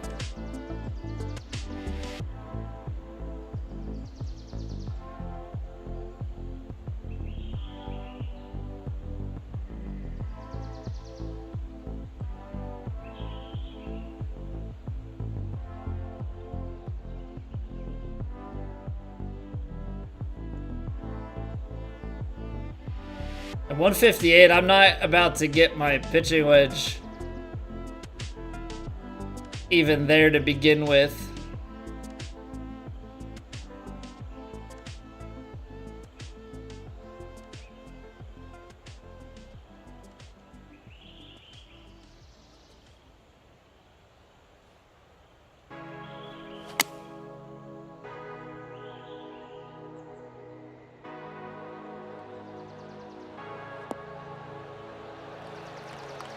I mean, I don't know that you can really hit many better approach shots there.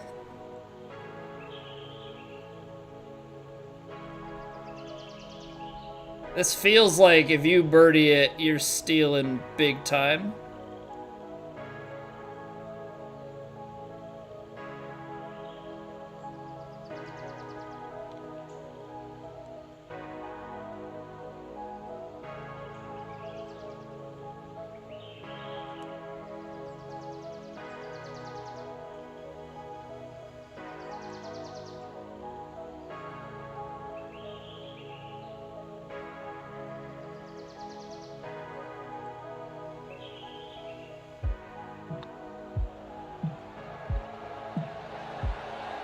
Stay. If that rolls off the green, I would have a hard time finishing the round. I think I would have a hard time finishing the round if that rolled off.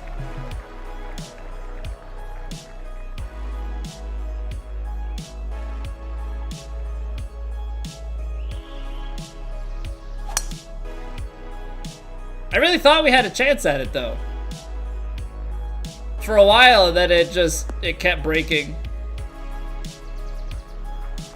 Yeah, I mean it's round 4 and it's firm, fast, and pin 4, right? So it's definitely a tough round. I'm also struggling to hit tempo. My mental game is pretty weak at the moment, it seems.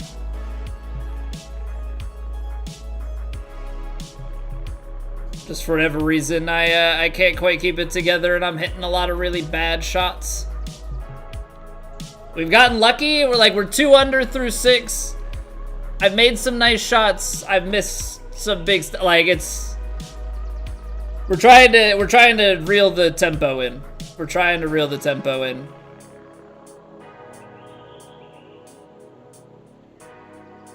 That's in the 250s. See, the thing is, that's 270, right? 280, 260s. What are we trying to accomplish, I guess, is the big thing. If I take the 3-wood... Not much green, no. You gotta get it, like, up onto here so you can have, like, the downhill putt or something. Because it's too short-sighted to go in that bunker. But 238, 230s, wind. All of a sudden you're back here. Right? So you needed to carry close to that, like, probably up in here, right? Upper 230s is probably the number you're looking to carry.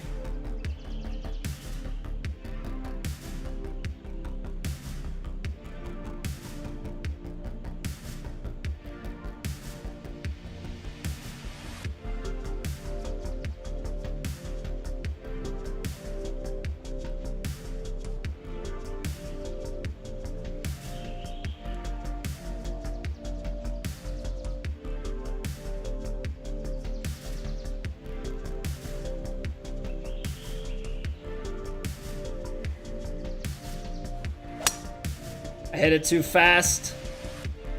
Nah, that's gonna be the tough shot from the bunker. I was trying to flare it out to the right. I think that's in the right spot. But yeah, tempo has just been a struggle today, so. All right.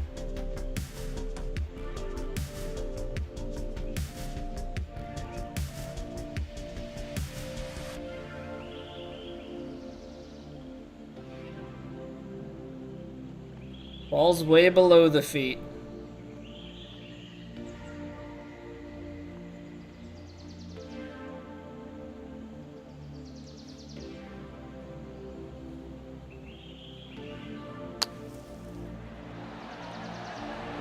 Yeah, that's about all I could ask for.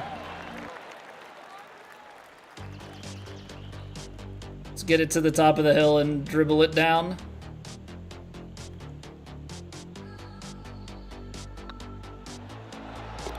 Hit it firm, take the breakout, take the birdie, and move on.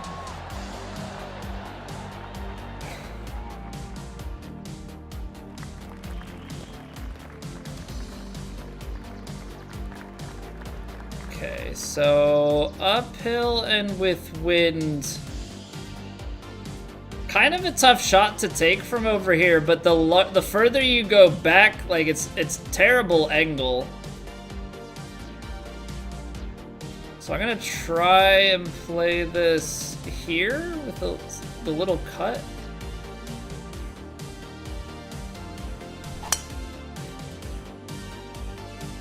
So if it does land short, hopefully we can get it feeding towards the right. Create a little bit of angle for us. 45-yarder.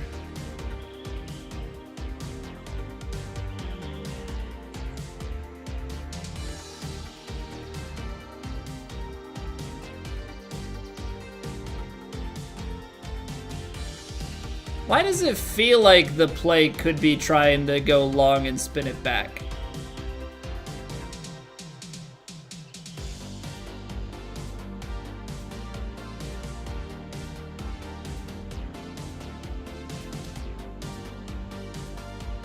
Full loft on this, I think is 50 yards. If I remember correctly.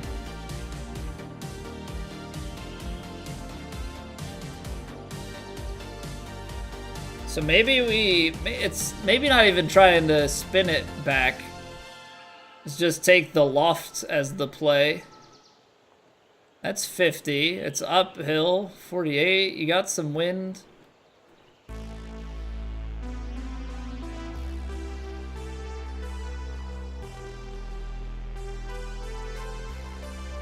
Take a couple yards off of it.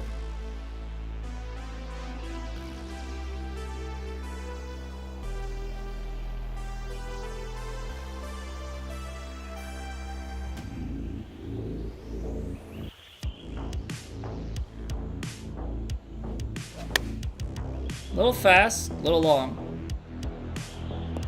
Here's the 50. Okay, so I thought that the wind and the uphill lies stuff would do a little bit more there, hit it a little fast. But this is definitely where you get a flatter read now. Looks as if it kicks just a touch at the start.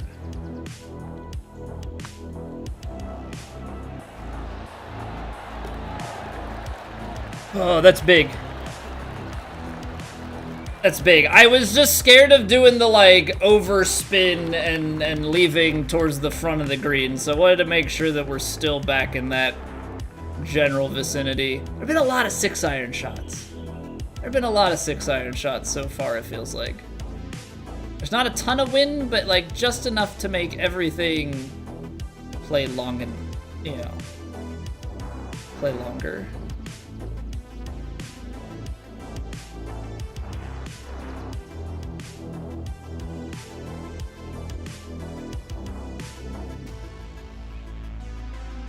I hit it slow. I'm like thinking about, I'm making shot corrections in my head, like as I'm standing over the ball. I'm like, I don't know, maybe I need some spin here.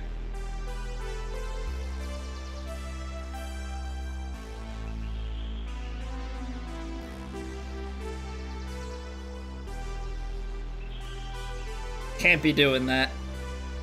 Can't be doing that.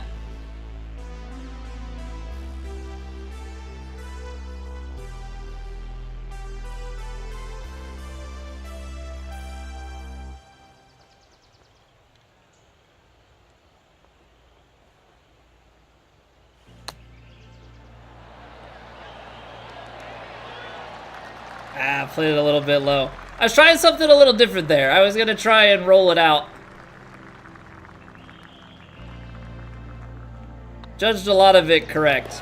But I gotta like back off. If I you know, step over a shot and am like thinking about making a change to it, I gotta stop and like make the change to it, or at least just step off and reassert myself.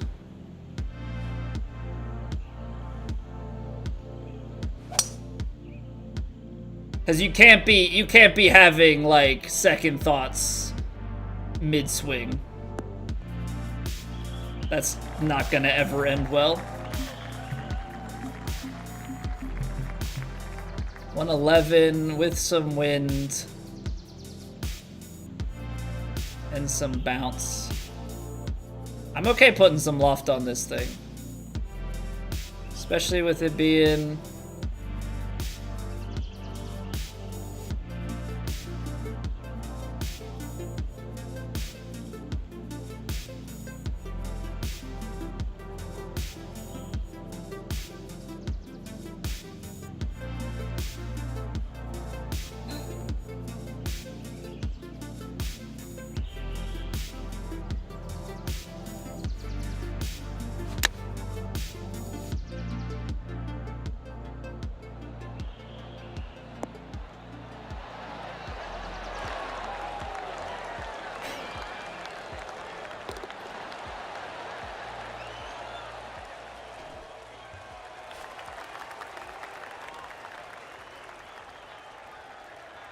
I take him one shot at a time and make shots like that happen.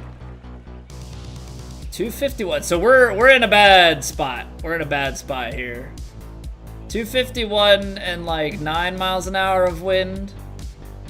This 3-wood.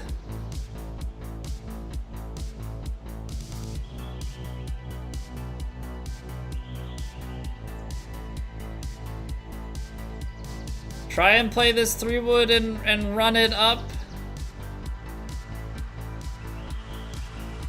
Punch? Nah, I don't think so. Hit a little bit slow, so it's gonna keep feeding back right. But at least if we're back in this spot, we've got an uphill putt. It's a little long.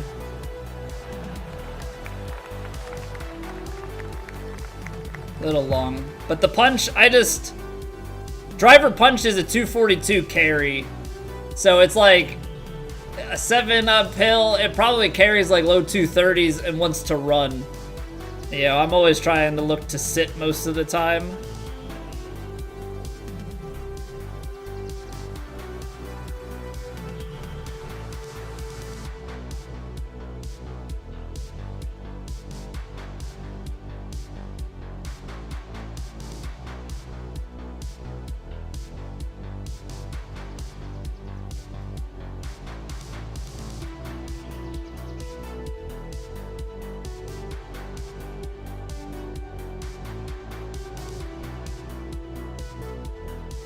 And I just wish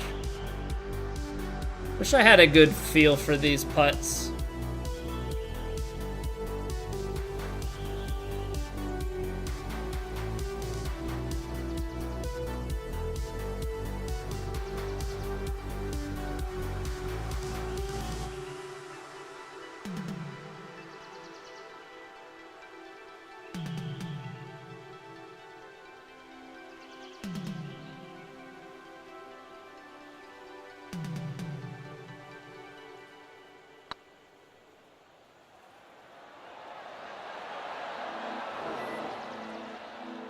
Okay, not bad. Not bad. You'll sit back and watch? No, it's always interesting data, right? To hear, hear different ideas with it. But yeah, punch shot is definitely not something really in my repertoire.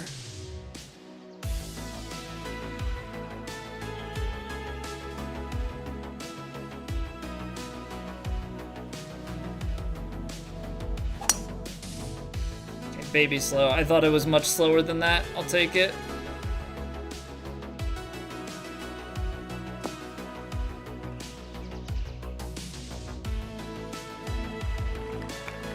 You was 237? Yeah. Like, I play a max power driver.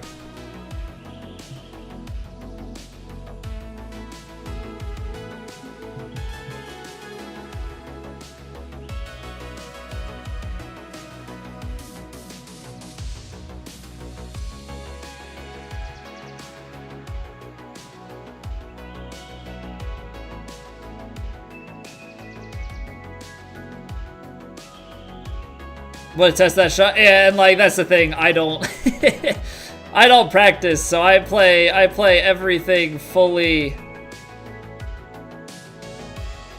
on that feel.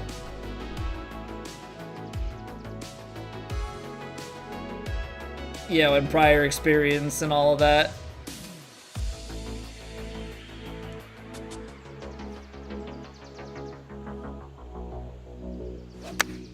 A little fast. We're gonna hang left. Distance will be nice, but be a little downhill.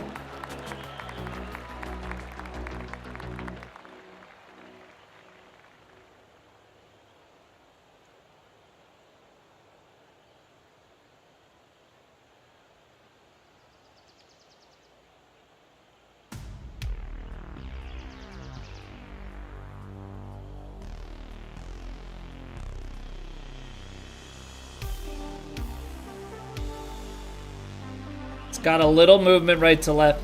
I can't really trust that the movement at the end is gonna do anything, but it's like, how much is the movement early on gonna go?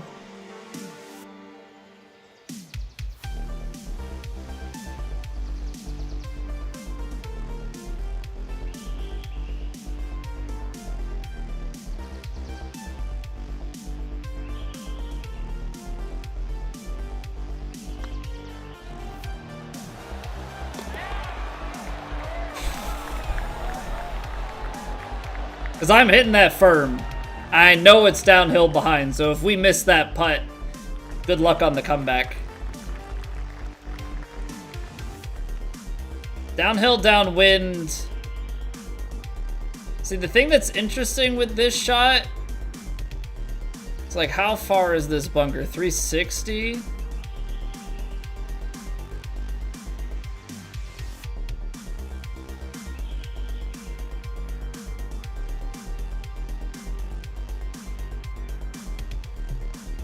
Do you really lay this up?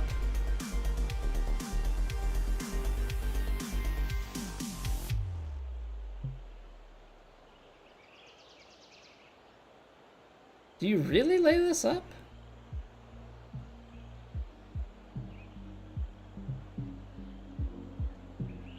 I mean, it's still a pitch shot in. It's a longer pitch shot. Hey, what's going on, Chef? Go for it. Well, my concern is just ending up down in the bunker because we're going to carry it like 340. And all of a sudden, if we're carrying it 340, it's going to want to roll out. Like, it's firm fairways and stuff. You could get out towards this, but you could also get spat into the bunker. And then, like, I have to try and take a bunker shot there. It's not like you can go for it and, like, feed it down to the hole. I'm, like, actually gonna have to go for a layup here.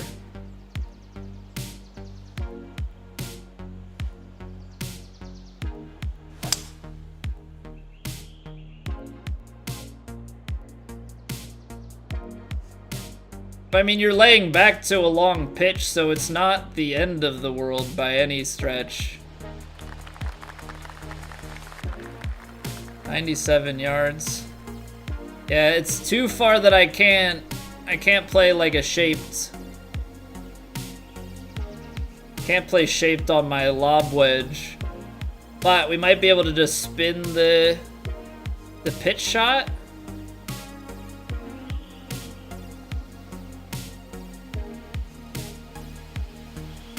Because that's gonna carry. Right? You get it downhill a little bit. Firm bounce and then the bite.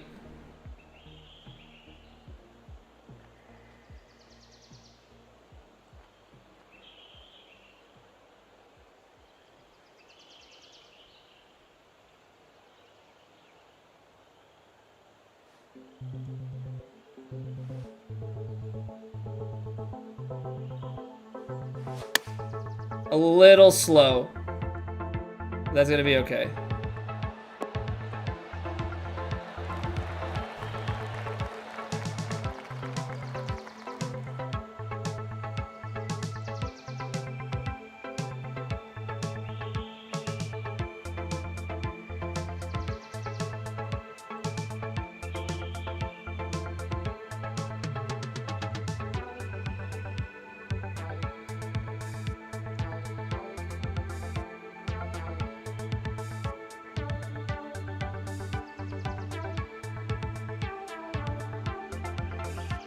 These putts are incredibly stressful.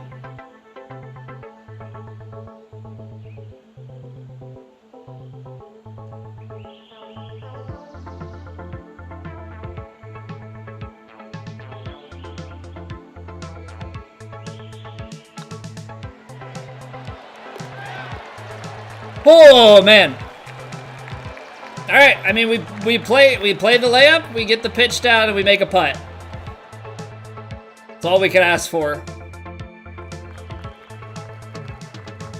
Before we take this, I'm gonna take a couple of practice swings just to try and get a feel. That's it.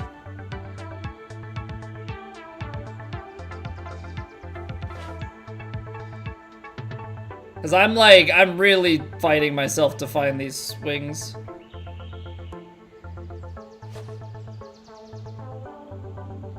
Alright, now that we get the practice swings, we'll probably botch the real thing, but at least we know we can still do it.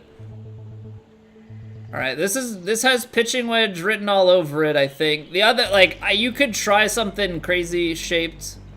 You're gonna have to land something, have it bounce, and then just play it with spin, I think.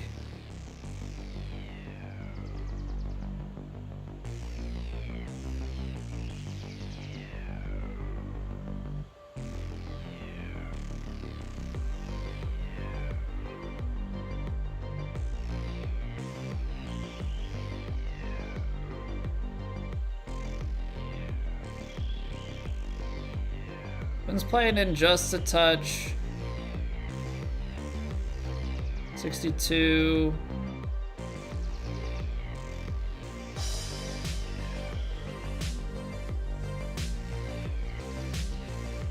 Don't want to play it too much.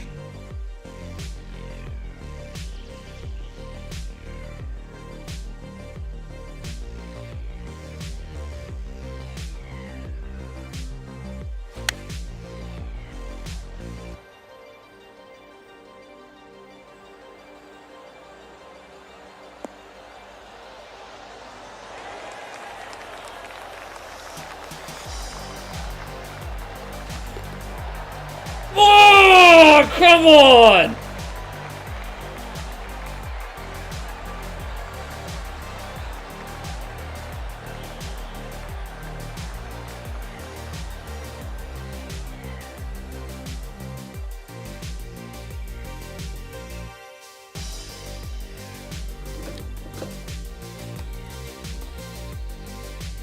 Wow. Oh, okay. Settle the, let's just take a moment. Let's settle the heart rate. There is so much release there. Those are the shots we played the game for? Absolutely, chef. Absolutely. The ace on, like, probably the hardest par 3 on the major. Unreal. Unreal. Hey, what's going on, Mike? Welcome back. Hey, how's it going, Sean? Do I use controller vibration? I do. I do use controller vibration. It just makes putting and partial chipping and stuff way less tedious.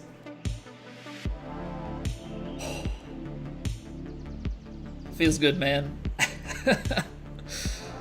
All right, come on. Let's keep it. Let's build some momentum.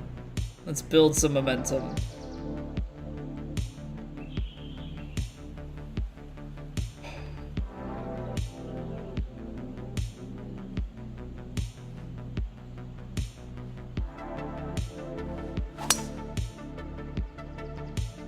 Trying to cut it back. I'm hoping with the loft here that's enough to keep us out of the bunker. Oh, it's good.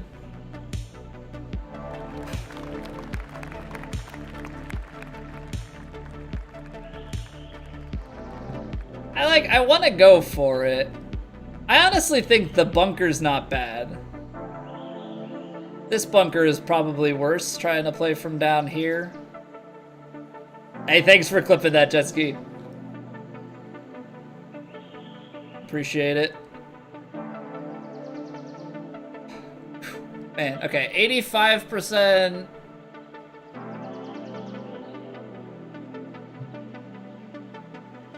I'm okay to just take this into the bunker. I really am just okay to take this into the bunker. Gotta play it properly so that it does go to the bunker.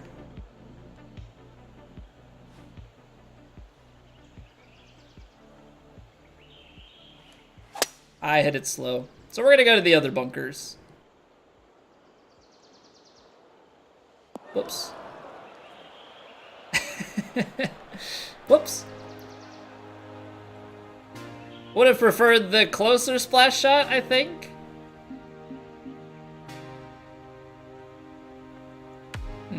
That's too much club.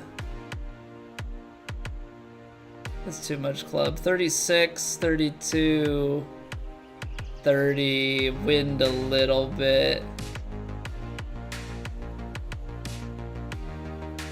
Actually, maybe not.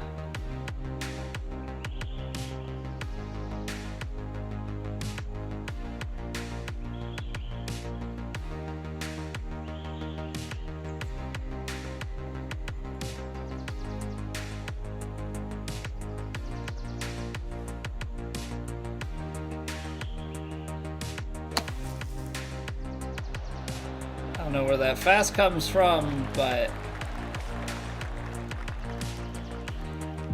it's probably because we got the heart rate still going from still got the heart rate going from the ace.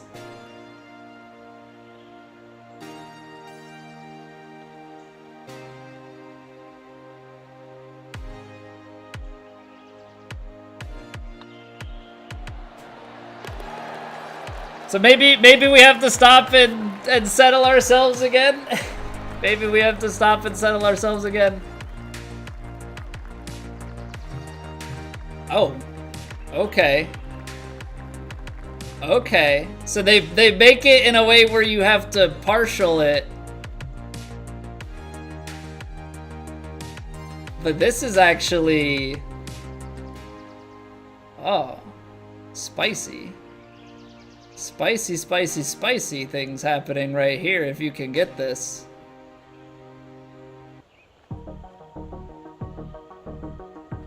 Because you're in the same tee, so we've been playing with headwinds and sidewinds and stuff. Pin high.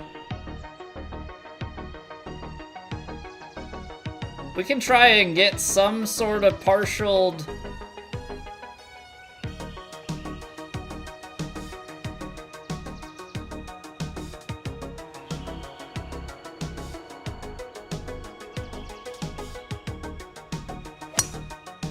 I slowed it into the bunker. I was gonna say, maybe we get lucky? We get a little bit lucky. It's out of the heavy rough. So now this is way, way better. Okay, question. Is it stupid? Is it stupid to try and play like an around the world shot? Probably is, right?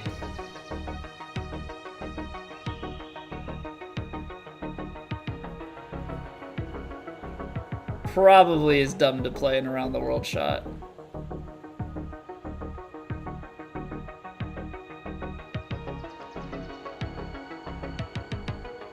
How's it going, TFR? I want to though. I don't know. I feel like you could around the world it from here, right? And run it and bring it back.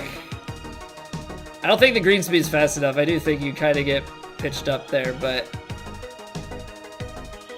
fact of the matter is, I think that this goes long anyway.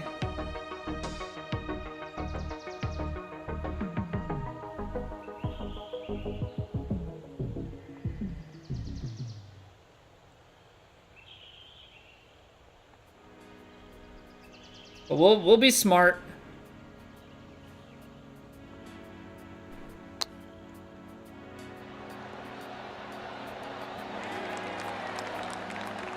It's less flashy, it's less fun, but it gets the job done.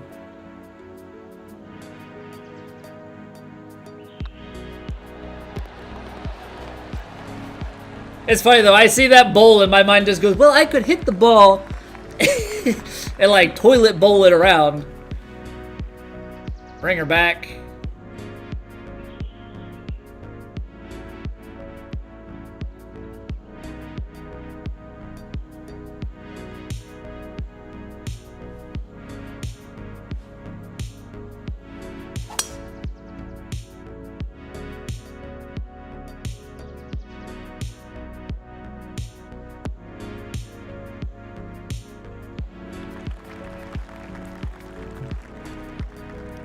Well, 180, so 190. See, this 7-iron... I guess you've got the wind coming back in a little bit here. So I suppose...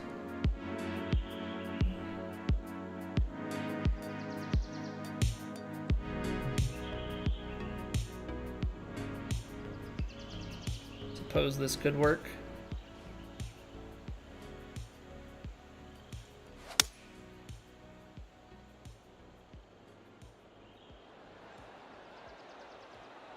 Downhill though. Yeah. Just didn't sit softly.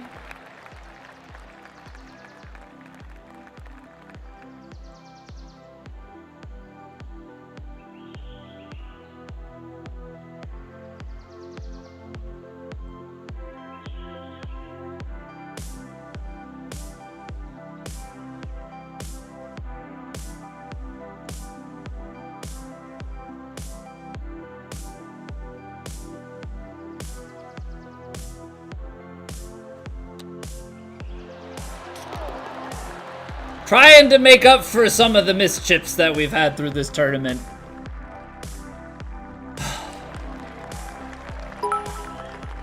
Hey, thank you for the bits, TFR. Appreciate it.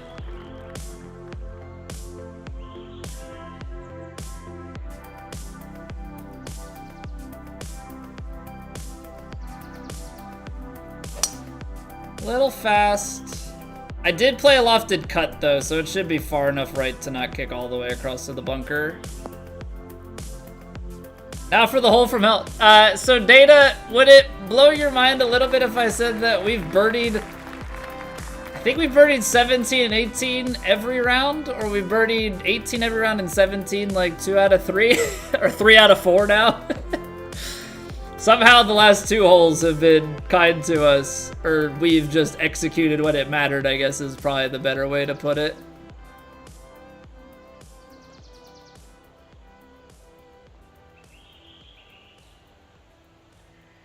$32.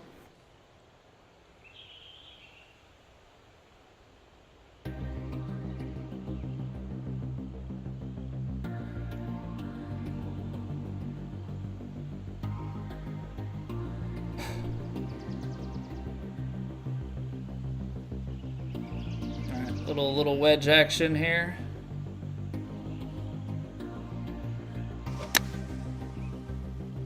Pushed it. I had the number right.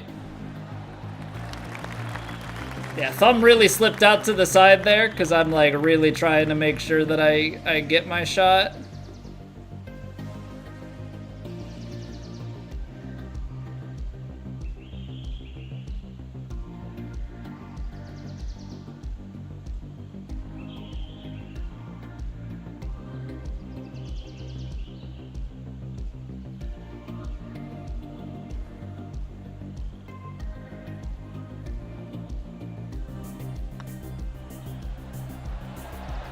No! Ah, they're gonna rob me on the 18th. Well, I jinxed it. I jinxed it. We birdied 18 every other one. Somehow pulled out a really good round 4. Okay, apparently the field really struggled with that round. We really struggled with our swing, but we found ways to score. So we're in there 36 under. That is gonna move us way up the leaderboard to finish this tournament out. Oh, feels good, man. Feels good. All right, so we're gonna just so people know, I'm just gonna do my YouTube outro now. So if this sounds really weird, that's why. All right, if this all sounds really weird, TFR 231 that's why. GG.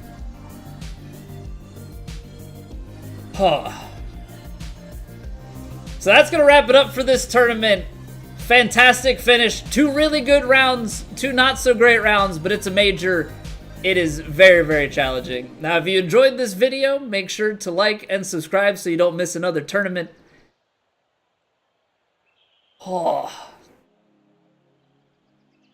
And we are live 4 days a week on both Twitch and YouTube. So if you want to see the full round and not just the highlights of it, Monday through Thursday, 7:30 Eastern is the place to be. But I'll see you all in the next tournament. All right, there you go. There's me going real professional real quick on camera. Normally I try and do that off, but like when I do it out of the moment, my voice sounds way different. I like get real slow and low and saying stream is ending, Doctor? I don't know about that. TFR, thank you for the bits. All right, now I can feel it in my stomach. There's just a lot of tensity for 18 holes, especially like we hit the tempos on the first holes, and then there was some mental battling there. Cut down the mightiest tree in the forest. Get in there, Sean. Thank you for the follow. Wave a herring. Doctor, take it easy. Appreciate you hanging out, man. As always, have a wonderful weekend. I'll catch you next week. It's 10 o'clock.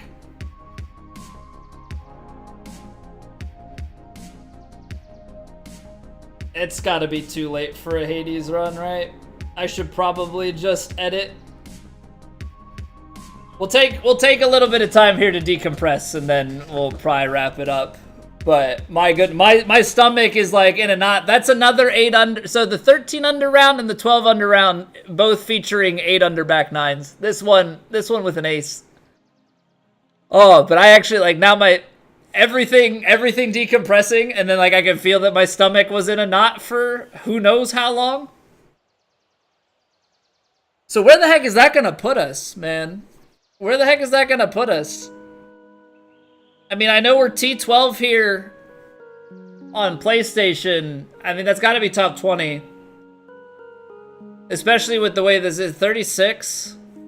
It's crazy that that's 12 strokes off the leaders. I'm very interested to see where Lindsay ends up. Wow, what a hole-in-one, by the way. Can we just, like, sit on that for a second? How good that ace was? Especially, like, on its own, very good hole-in-one. Now, remove that and put it into the context of everything that was going on around it. I'm talking about tempo issues. I need to take a couple practice swings. We don't hit it perfect. We hit it just baby fast. But that thing just releases down. I'm like, there's no way this, like, keeps rolling back to the hole, right? And then it just creeps and starts I'm like, oh my word. Like, this thing is actually gonna do it. There was such a release. There was such a release of, like, everything when that thing dropped. Alright, let me see. Jet ski clipped it. What did that last round look like? 24-foot proximity, 2 hole outs. Yeah, that helps. 21 putts, 2 hole outs. Honestly, good green in regulation. Missed 1 medium putt, but 3 of 7 long. But yeah, if we were better at these 2 numbers, that goes a long, long way. Yeah, when I talk about my putting, 82% and 26%. Yeah. Yeah, so that's the big thing. So when you're talking about your putting stats, what is this then, Tribe? Oh, Tribe, I've got something for you. I've got something for you. Watch this crap. Round 4. On our way to a 12 under round 4, 8 under back 9. This helps. This helps. Quite the catalyst here.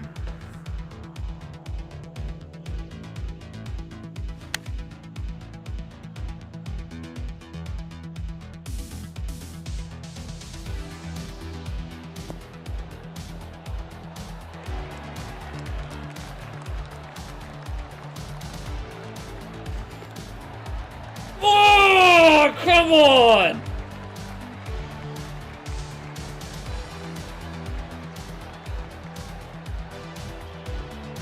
I think you can physically see in that exhale.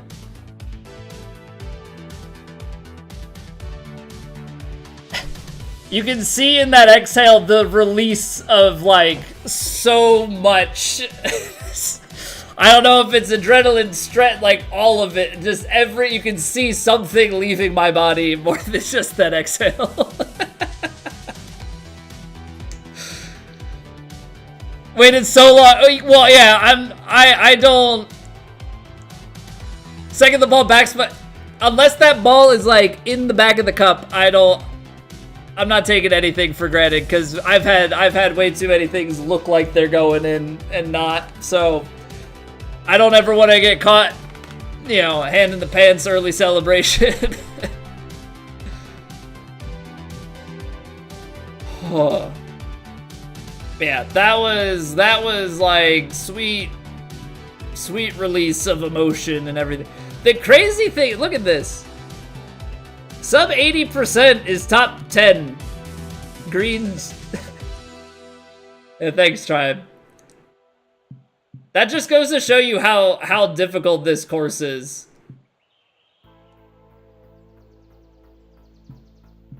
Sub 80% fur and gur is top 10 for both.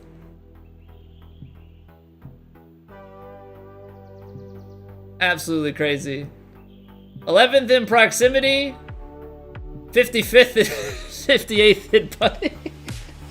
It's just so funny when you paint the whole picture. It's like, oh man, this guy's really good tee to green, pretty decent scrambler, just can't putt. Just can't putt. Like, how bad is that, man? How bad?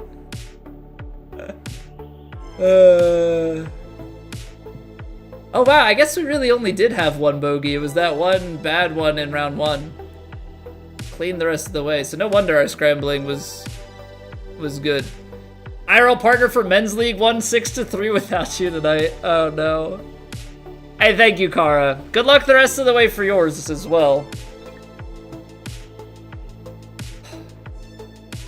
Yeah, somebody teach me how to putt, and like I'll give somebody a run for their money. If I was a good putter, we'd be like fighting for top 5s every week.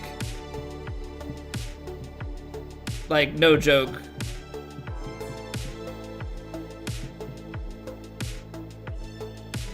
Wasn't anything but lucky.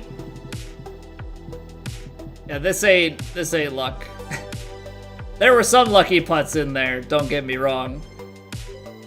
How many long putts did we have? Because that's the other thing, like we have good proximity, so our long putt number is typically pretty low, 27 long putts. I see 126.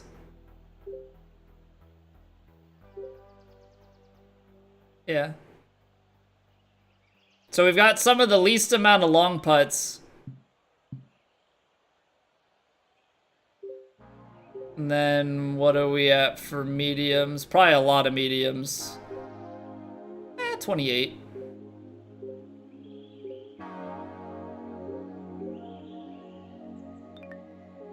Most people struggled. If you had a good week, probably get the lucky spots where you weren't getting too many ghosties. Just were getting good guesses. Yeah, and like I've been struggling with my pace on longer putts. Like I've been taking off power in order to overhit and still manage to overhit or way underhit. Like I'm really struggling with that.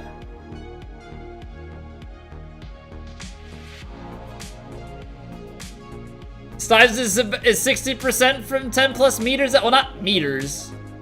It's feet, 3 meters out. But yeah, 60% from outside of 10 foot. He's probably hitting a lot of stuff in that like 10 to 15 foot.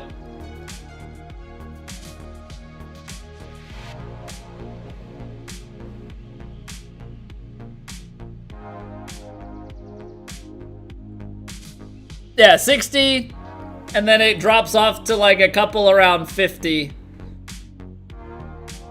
Oh no, it's absolutely gross. Falls off again around 20. That's at the 40 mark. Yeah.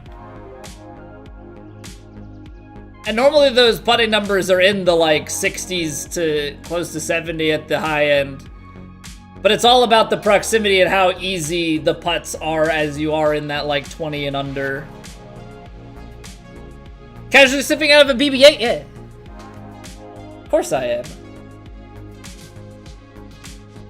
My wife brought me back a souvenir a while back when she went to Disney. Yeah, you gotta keep this stuff gaming themed, right? So I've got BB-8 sits on an Excitebike and an NES coaster. I also got Super Mario 3. Like an 8-pack of them. I try and rotate them from time to time. What else do we got?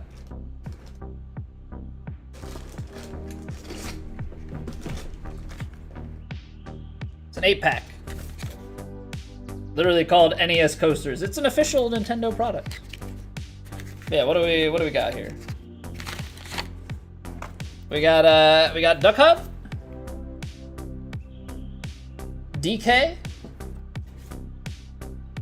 OG Zelda. This game is hard as hell.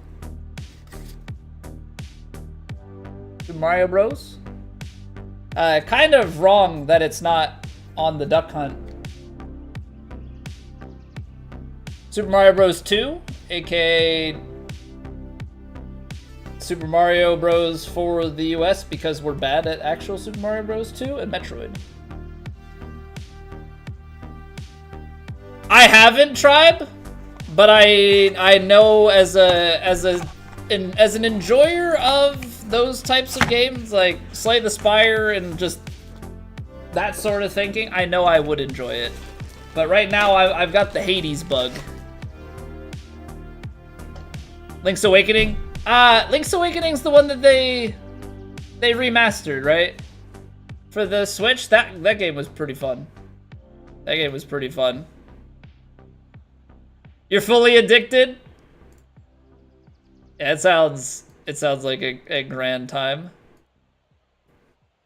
When I hold it up to the camera, it looks like an actual game cartridge. You bought it twice? Like you have it on your computer and on... Do you have like a Switch?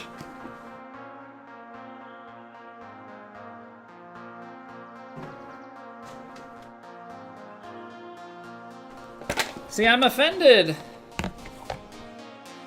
They separated them. You know, the coasters, it's not true to the OG. It's not true to it.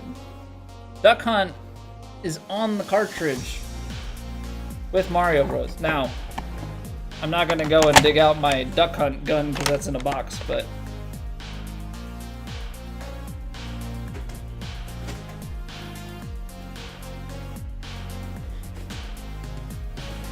Switch for business trips. Okay, Tribe, like if I had, I think if I had business trips and those sorts of things that I had to do, then I would use the Switch a lot more than I currently do.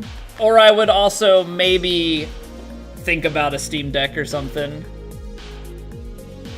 First time stepping into Zelda and like the really long trading items quest lines was fun when you're 5 years old, getting good at reading. First game does the old game have the glitch with like, I forget if you can like bait stuff over and like glitch it through and throw it, and I wonder if a lot of the glitches in the Switch version you can do in the original. So you got motion sick? The game gives you motion sickness, or doing anything like that on a plane gives you motion sickness? Because I'm fine, like on a plane, on a train, I'm fine. I can't read in a car. I can play games in a car. Just hate planes, okay.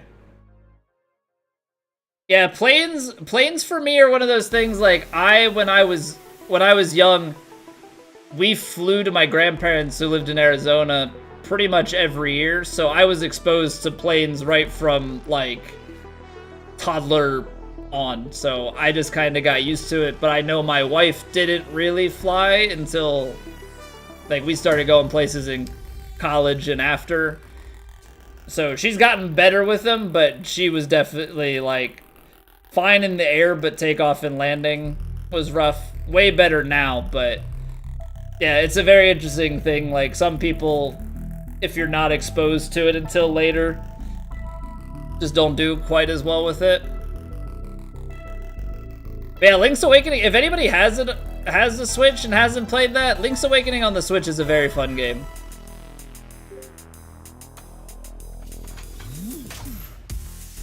Link's Awakening is a very fun game. Hey, we beat Scud? What a time to be alive.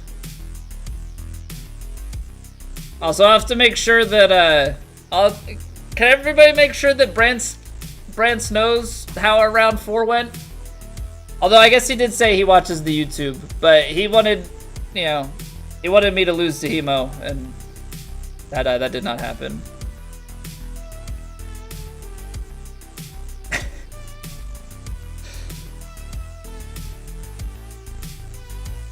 What else do you low-key grind on the Switch? The Spyro Remastered Trilogy? I have that on the PS4, I think. I never played as a kid. Oh, no, I have it on Xbox. I have the Crash Bandicoot trilogy on PS4. Yeah. No, Hemo streamed. I know. We're all gonna have to. This is like. Was it last Friday? I don't know who else all showed up there too, but I think Linkster was streaming on Friday morning, and like people were just rolling in. And he's like, "Whoa, like what's going on?" Like, super video is like, "Yeah, Hemo's not on," so everybody's trying to find somewhere else in the directory to go. Although tomorrow we do have PGA Championship to watch.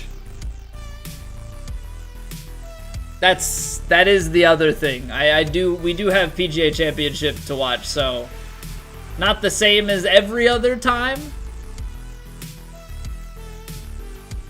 but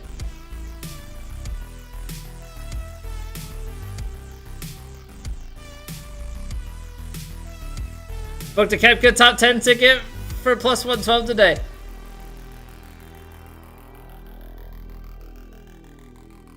He's gambling again. Did he ever stop? Did he ever stop, Kara? That's the question. That's the question. I don't know. Don't think ever stopped.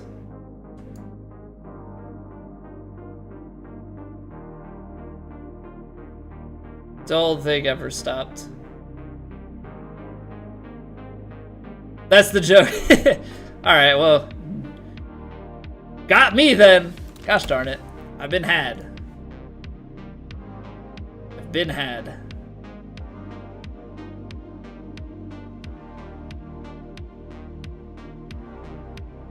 Alright. So I am gonna wrap it up here.